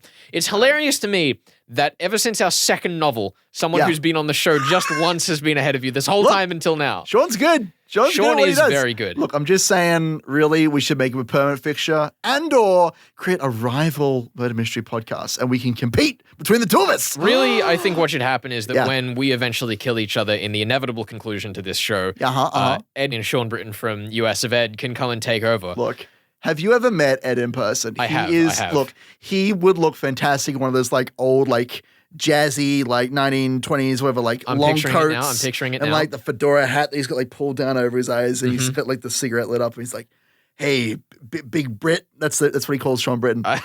Big Brit, come over here, and I'll tell you about a murder mystery I need solving. And he'll like shush you. It'll be beautiful. It'll be the most beautiful thing. My creation. Oh my goodness. Brit, Ed and Brit, or Brit Ed. Look, there's something there. Oh. Somebody help me out. Oh my goodness. Look! What a joy that would be. You I know would what, love that. Herds? We have to get Sean Britton back on the show. And now that I think about it, Put Ed Sean on. Britton and Ed Dude. are your quintessential crime fiction duo. Yeah. Sean is the author chronicling the adventures of Ed. Dude, absolutely. It's exactly what we need. They're solving the mysteries of US politics right now, but I think murder mysteries is right around the corner for them. Here we go. Twist Yard Murder Mystery? Say what? Oh, Dude, that'd be my amazing if we goodness. could make that happen. But Herds, I've got bad news for you. What's the bad news? Sean Britton is coming back on the show, and he does What? have the opportunity to earn points, as What do you well mean? as all of 2SER's top personalities. Oh, they could all get ahead of me. All oh, of them could get ahead of you. Coming up from the 11th to the 25th of October is Supporter Drive and 2SER, which is our chance to plead for you to keep the lights on for us. Yeah. And during Supporter Drive, Herds and I are going to be taking over the weekly from 7 p.m. on Sunday nights, and we're going to be challenging all of 2SER's biggest brains. And that'll be live too, won't it? It will be live. Oh, you're going to get to like hear our real, unadulterated reactions to everything. It'll be beautiful. So we are going to be challenging all of 2SER's top personalities to a murder mystery game. Points will be on the table. Herds will not be eligible. Oh. Well, at least I can't die in the inevitable death battle. You know? It'll be fine. So make sure you don't miss that. This has been The Caves of Steel. I thought this was an excellent novel. I'm really, really looking forward to getting to read The Naked Sun sometime in the future. When we're done with everything else, when we can come back and just sit down with some good old Asimov goodness, and just roll around on what's familiar. It should be But, fantastic. Herds, I've got bad news for you, though. You have a lot of well bad as the news. point. You Yeah, have it's so just much constant bad news for me today. Why is this a thing? Are you out for me? What happened? Dr. Matt Agnew is not outside the door. Oh. I mean, technically it's the same bad news like 4 times, but it doesn't make it hurt any less. So we'll just have to cover The Naked Sun as soon as we're able to get him on. Oh, fine. That's all right. I'll just make do. Where's Sean? This has been The Caves of Steel by Isaac Asimov. It's been an absolute pleasure having you join us. We are Flex and Herds. This is Death of the Reader. We'll see you next time with Carol Chapek's Tales from Two Pockets. It's the one. Czechoslovakia! Ho!